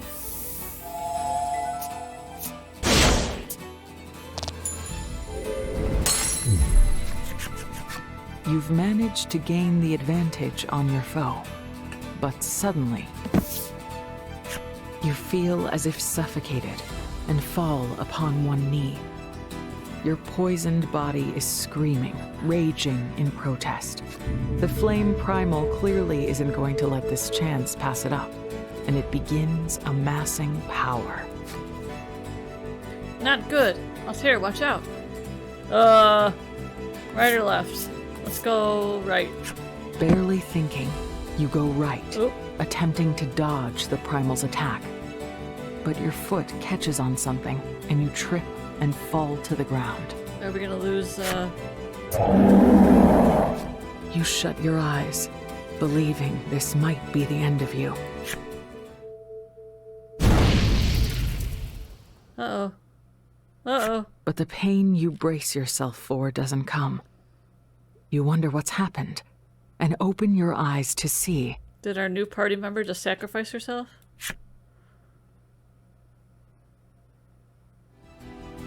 Trollis, you scream.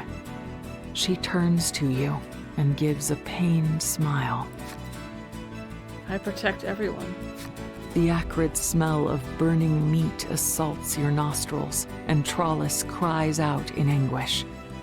Still, she desperately musters her strength and pushes back the flame primal. Trollis has given you and your friends a chance. You stand, and together you and your comrades attack the primal with all your strength. I hope Trollis isn't dead.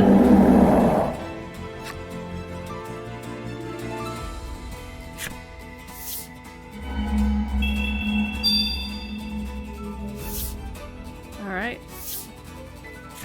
You've done it. You've beaten the flame primal and sealed it within a card.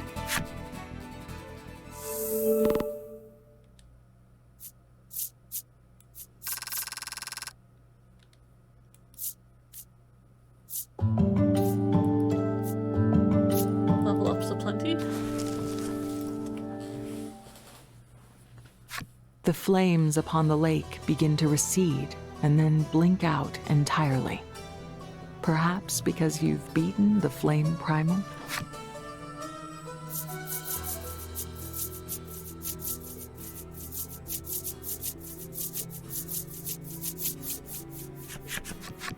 You see Trollis crouching on the ground and run over to her. "Are you all right?" you ask. She totters to her feet. Having rather shrewdly managed to gather some of the flame primal's bodily fluids during the fight, Polka immediately sets about inspecting it to determine its composition. What could this mean? To the great surprise of all, he does not detect any trace of poison in the fluid. Could something else be the cause? Find the source of poison at the Lake of Fire. Not use bellwethers now.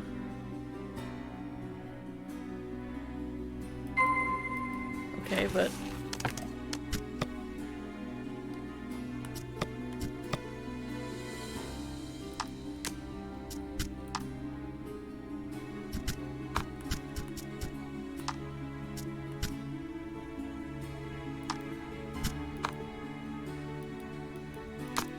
well, she's apparently not dead, because she's with us right now.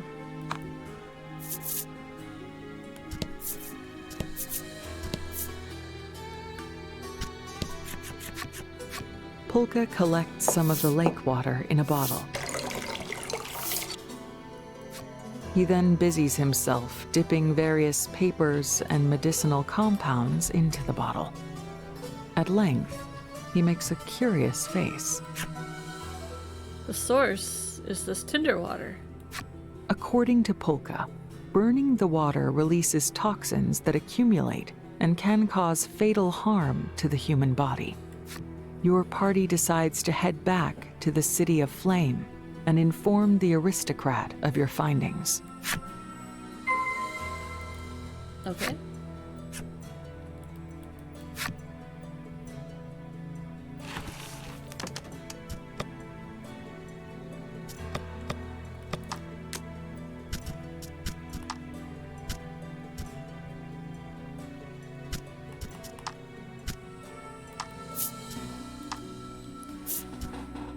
out of the dungeon.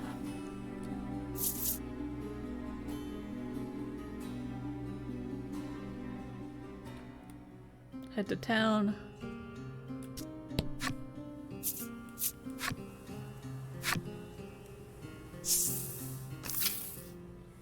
With the flames of the lake extinguished, those of the pond in the center of the city have also gone out. The people seem frantic to reignite the tinder water once more. All right.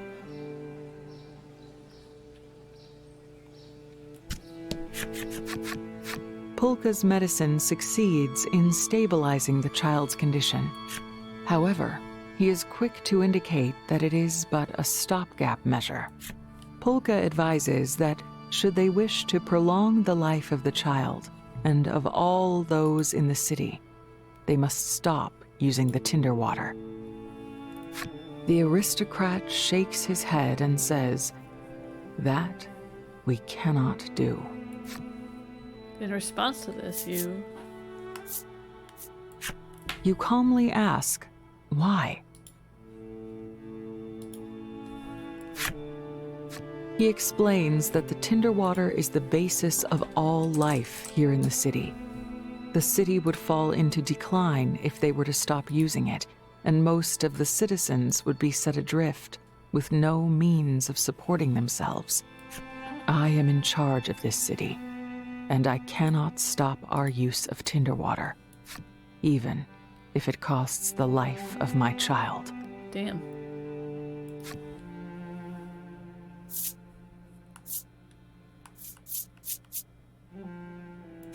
Polka's voice is quiet. I cannot claim to understand how those who rule over others make their choices.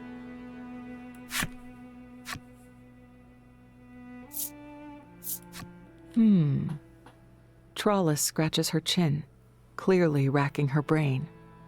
She replies at last, "No, no."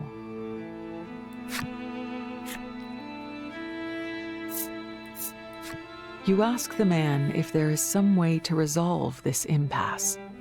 He grimaces and makes a self-deprecating snort.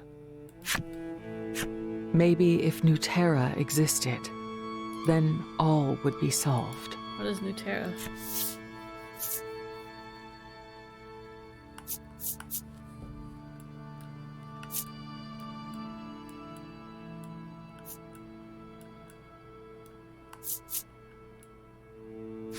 You ask if Nuterra is some kind of place, and Polka nods. Polka explains, Nuterra is said to be a mysterious land abundant with all manner of resources. So we're not going to actually fix ourselves because we are the problem in this situation. We're just going to go somewhere else and fuck up somewhere other land as a temporary solution. The aristocrat picks up the thread. Scholars claim it exists beyond the river to the northwest, but none who go there ever return.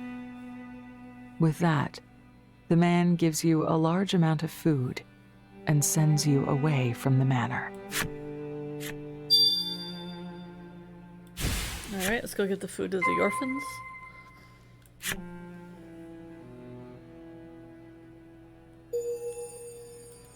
Alright, we got Aristocrat's flip side story. Let's go ahead and take a look at how awful he is. Oops.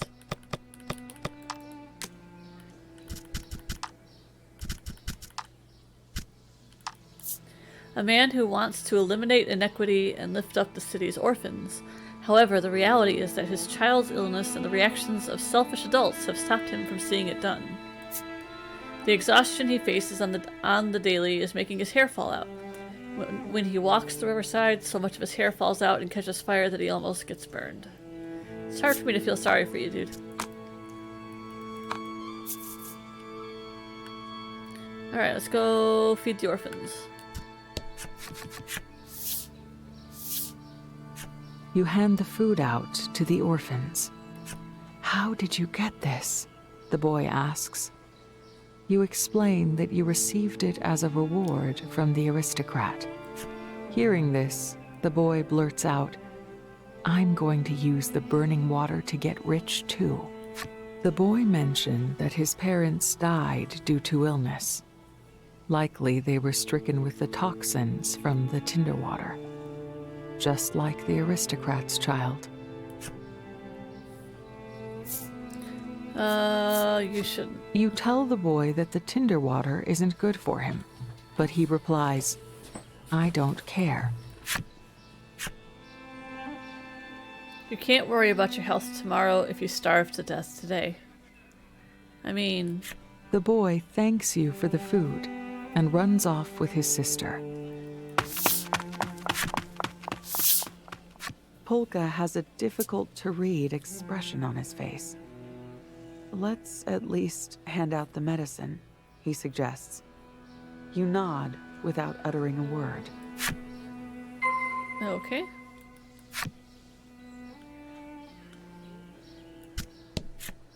The fire in my heart has gone out with all the rest, the man mutters before sinking to the ground, his arms hanging limp. You offer some medicine to the man, but he keeps repeating, no, I'm good, as though in a delirium.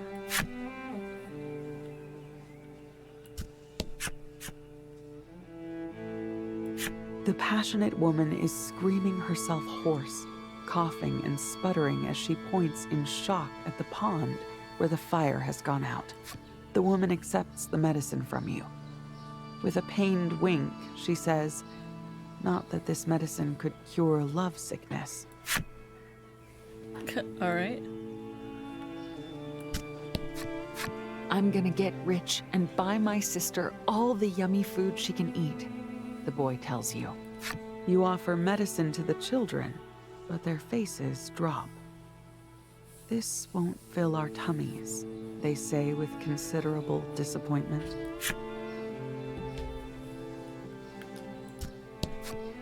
The lad is all smiles and mirth, claiming that if he were to invent a tool to start fires, he could make a killing. Despite his sunny attitude, though, he looks quite unwell.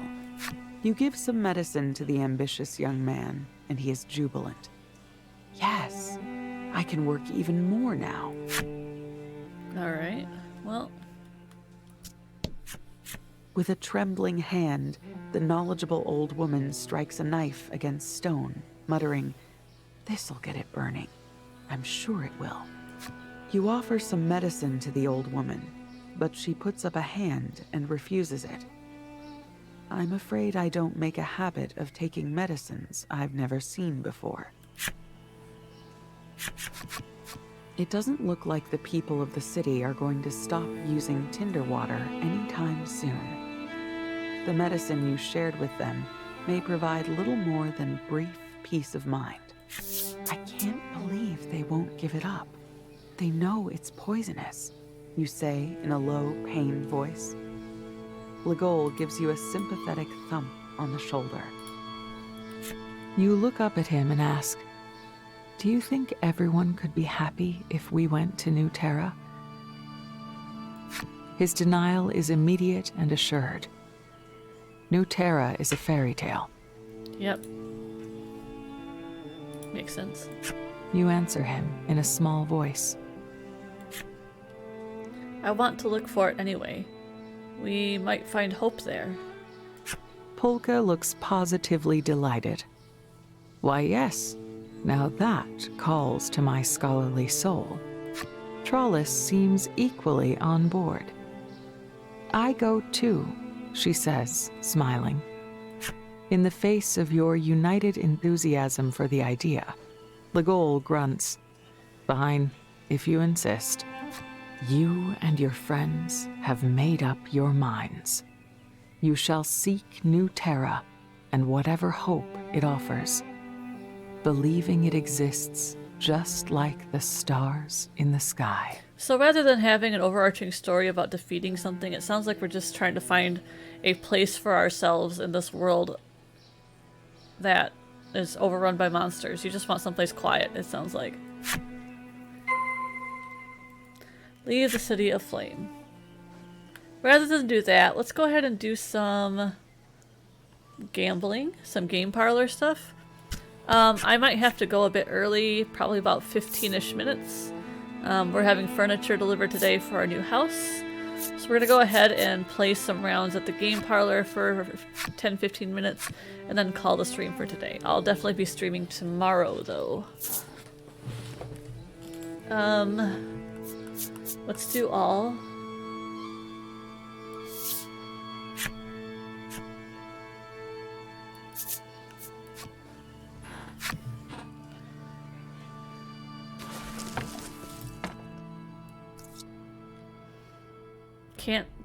Can't finish a stream without doing some gambling, right? We gotta get all the cosmetics.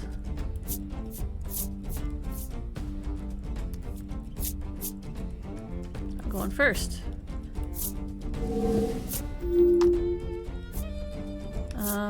Sure. Eh.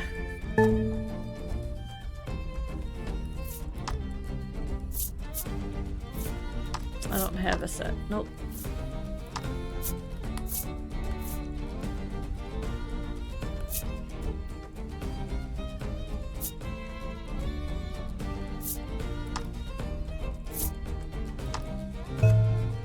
Okay.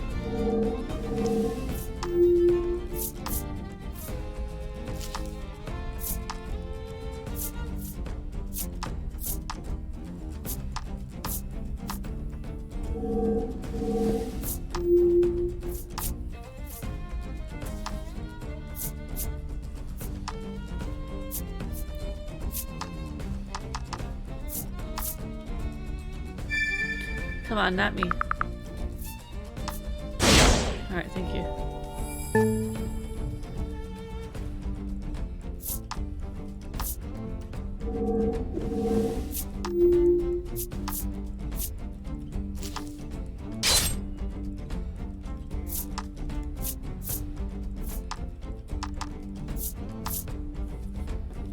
Come on, not me. Damn it.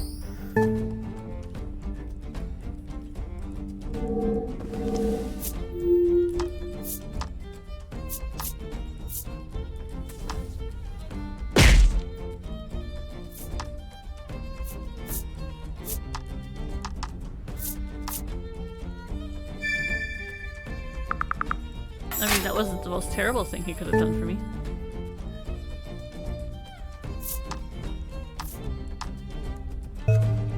I wanted the 3 though. He discarded a card I wanted to hold on to.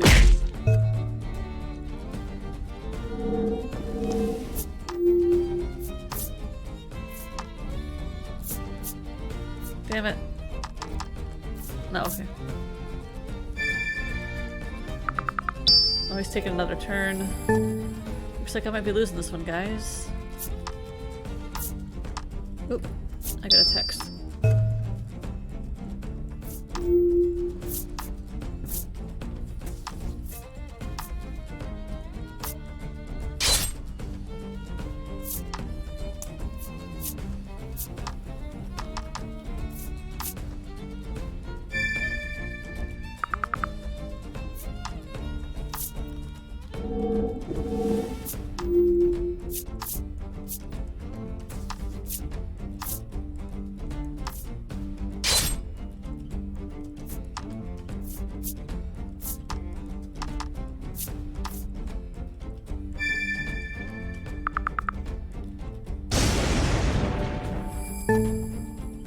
Oh, well, that's fine. Alright, can I play now?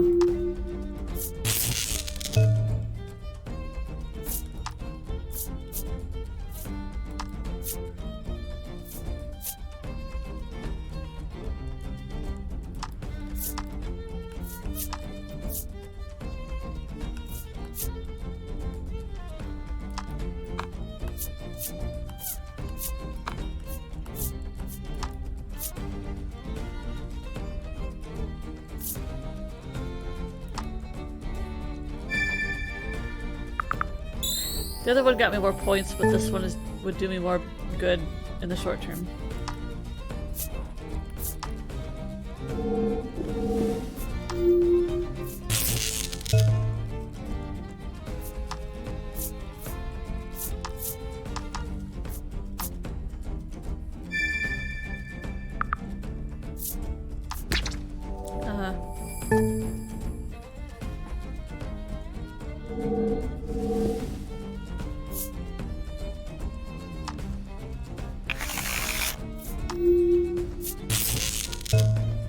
There's a Joker in the deck now.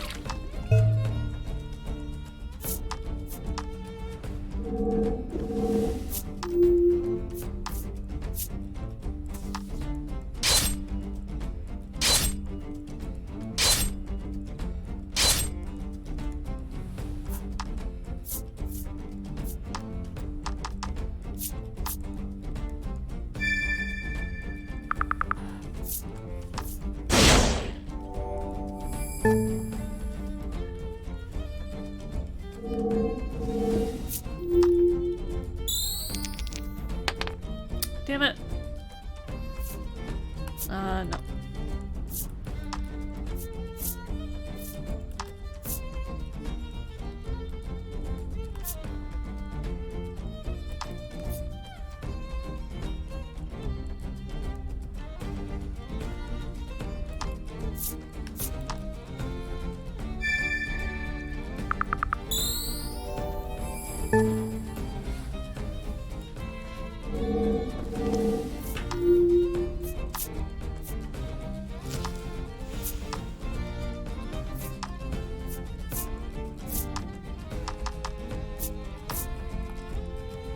Come on, not me. Rest the old lady. Or that works too.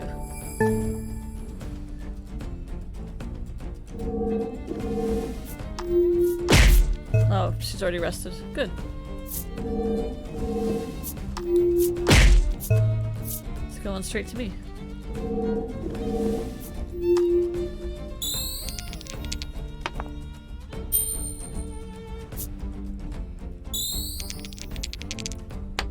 Damn it. Nope.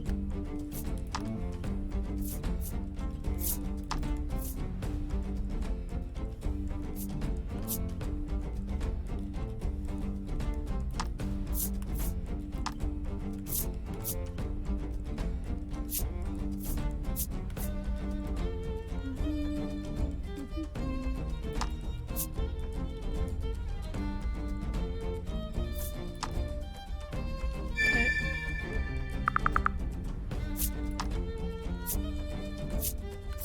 6, 14. But I don't want to get rid of that, because that,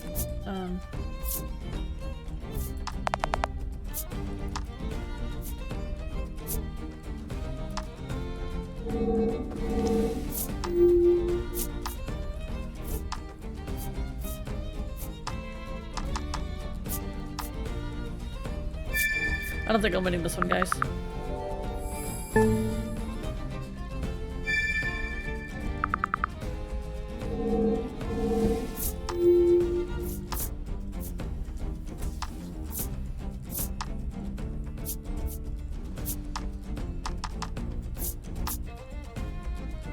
Jesus Christ.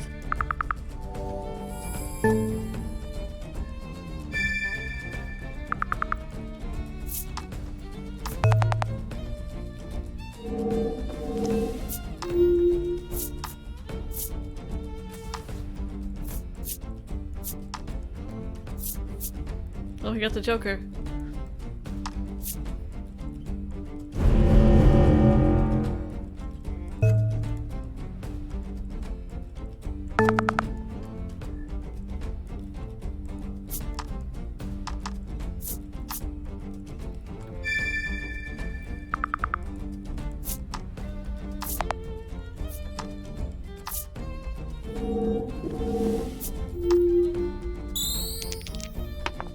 Ugh. Ugh. I'm keeping those because of all the extra cards I'm supposed to get. Oh man. I didn't even want to hit yes.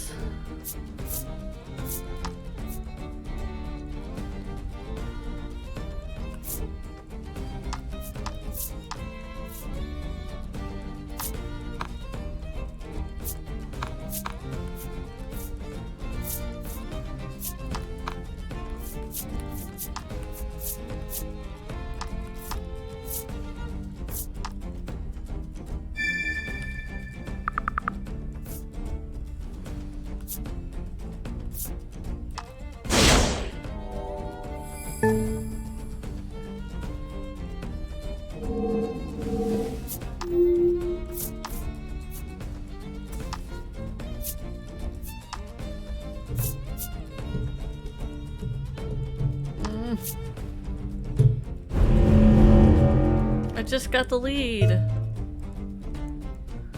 Oh. Maintaining my lead. Alright, this is how I won last time. Through a joker.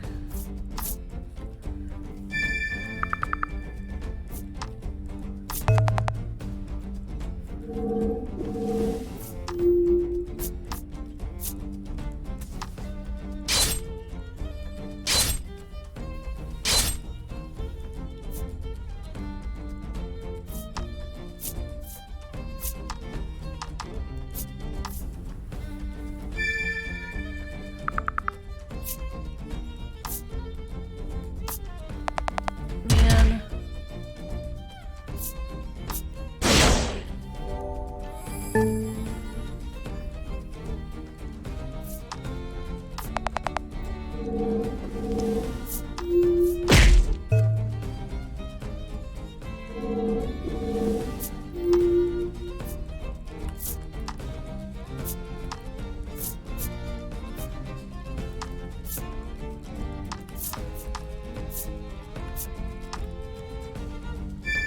Oh, 3 cards straight, not 3 of a kind. Motherfucker. Well, I'm not winning this one. I fucked that up for myself, I think.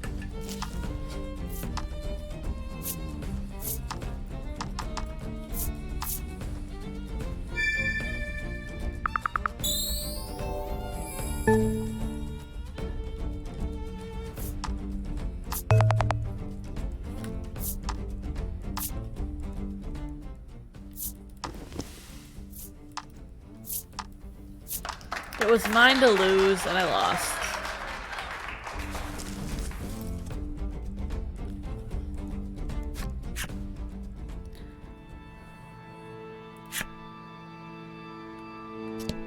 I just got a text saying the furniture people are on the way, but I probably have time for one more game. But after this game, I'm gonna go ahead and end the stream, and then we'll pick it up again tomorrow.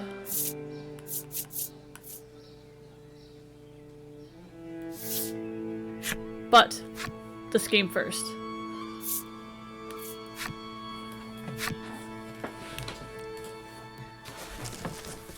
Okay.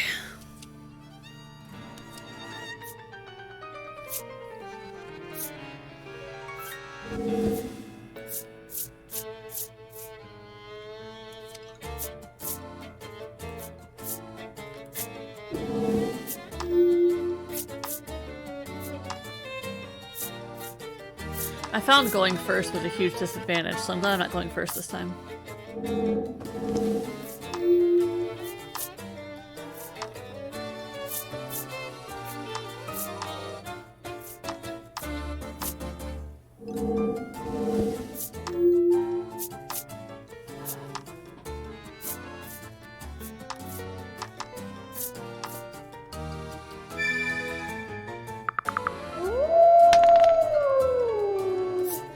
Nobody has sets.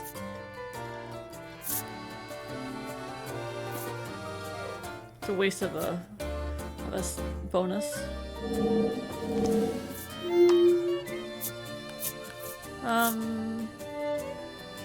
No, not currently.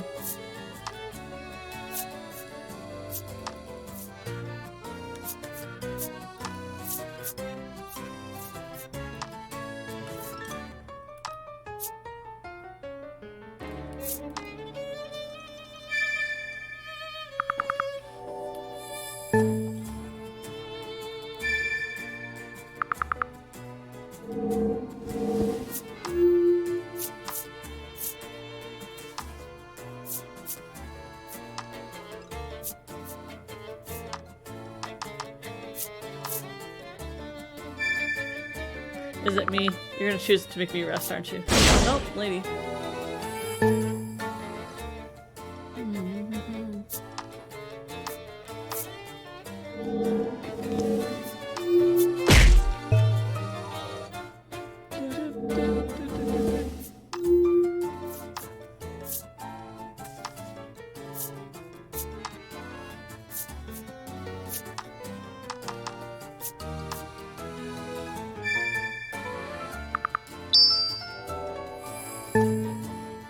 Take another turn for him. That's what fucked me over last time. I didn't read.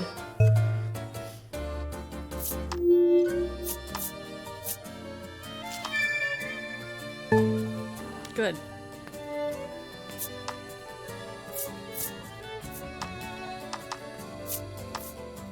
Ha, you don't get the double points.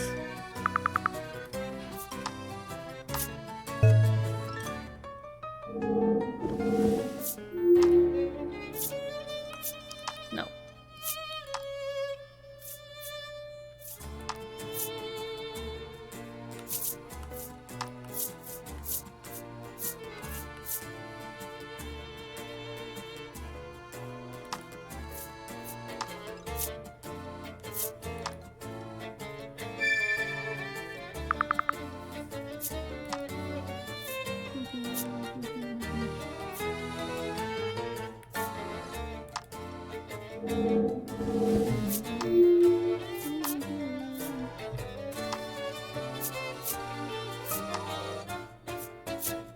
Up, up, up, up.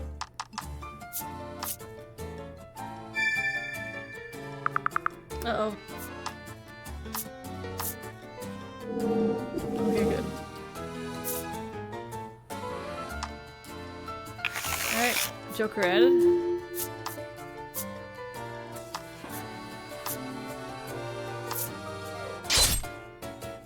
Up, up, up, up.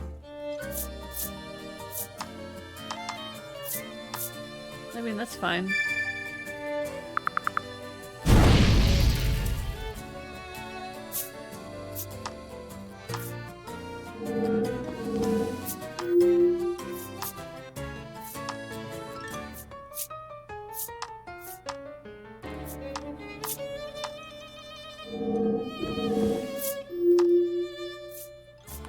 No.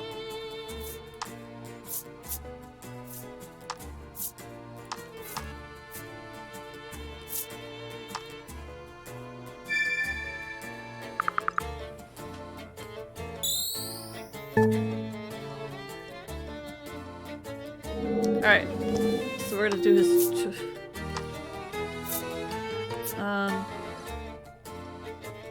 Can I like rest with him?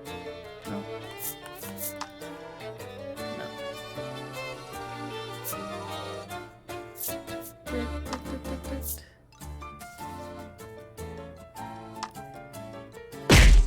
Okay, well, this is like a 3 for here. Alright. Can't make a set.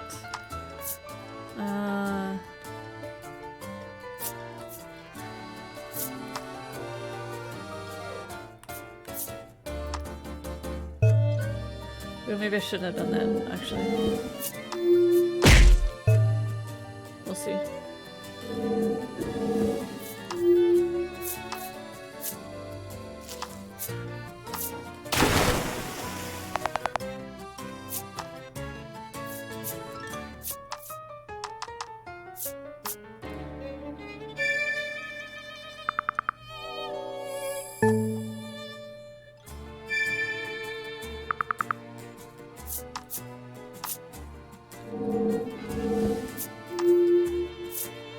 No. Oh, I got my Joker.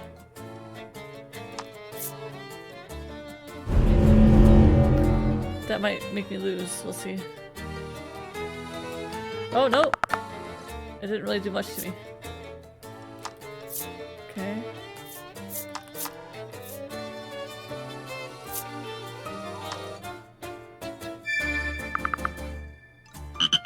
Uh-huh.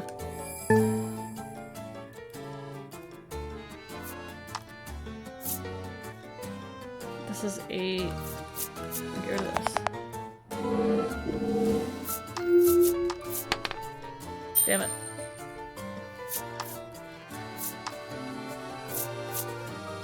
Oop, Joker immediately.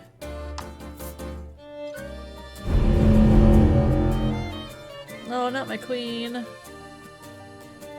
Damn it.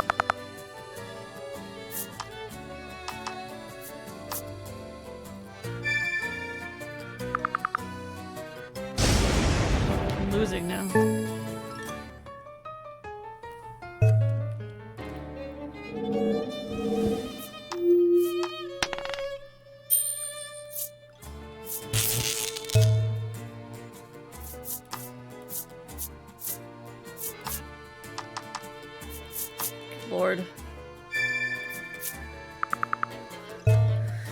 Not me. Come on. Okay. Haha.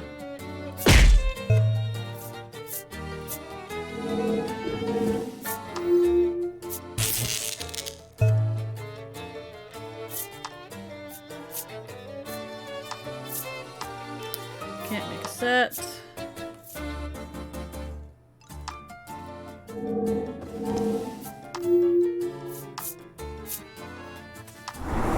Oh, okay. I'm cool with reverse turn order. Then I'd go again.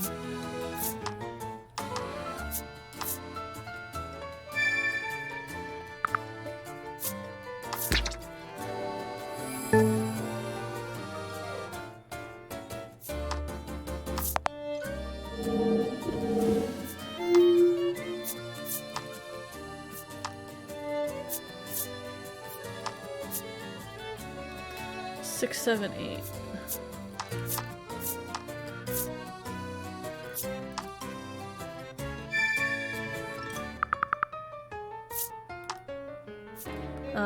Five. This is 9, 12 points, 22, 10 points. So this is the one to get rid of, right? Wait, no. This is the one to get rid of.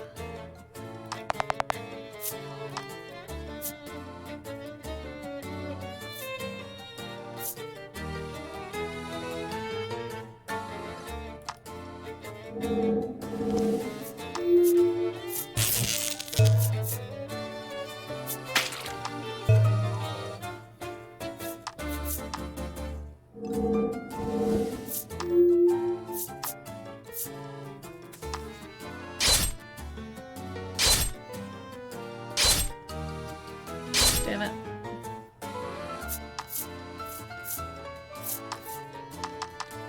Damn it.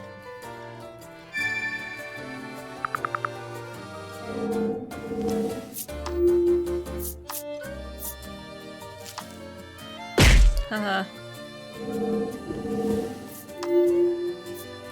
No.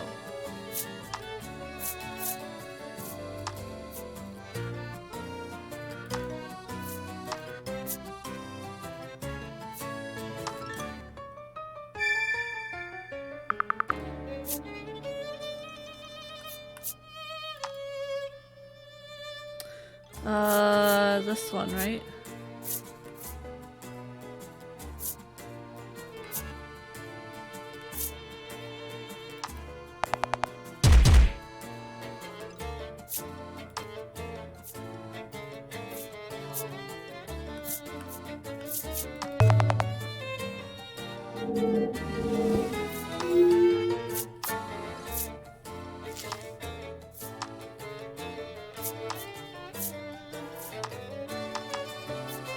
I don't think I won anyway.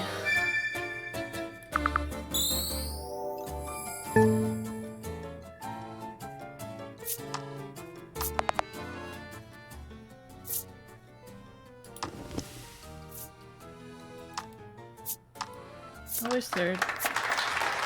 I was doing good too. Alright, well, the furniture people are probably going to be here any minute now. So I'm going to go ahead and end the stream for the day.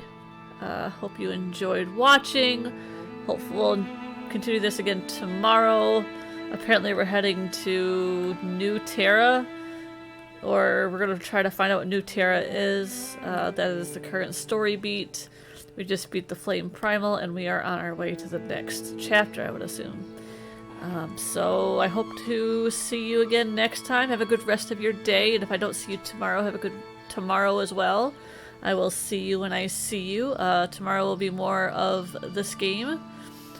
Saturday and Sunday will likely be devoted to Final Fantasy XI, so if you're not familiar with Final Fantasy XI, feel free to tune in then. Just a chill chatting mining stream probably. We'll see. Anyway, have a good day guys. I will see you later. Bye!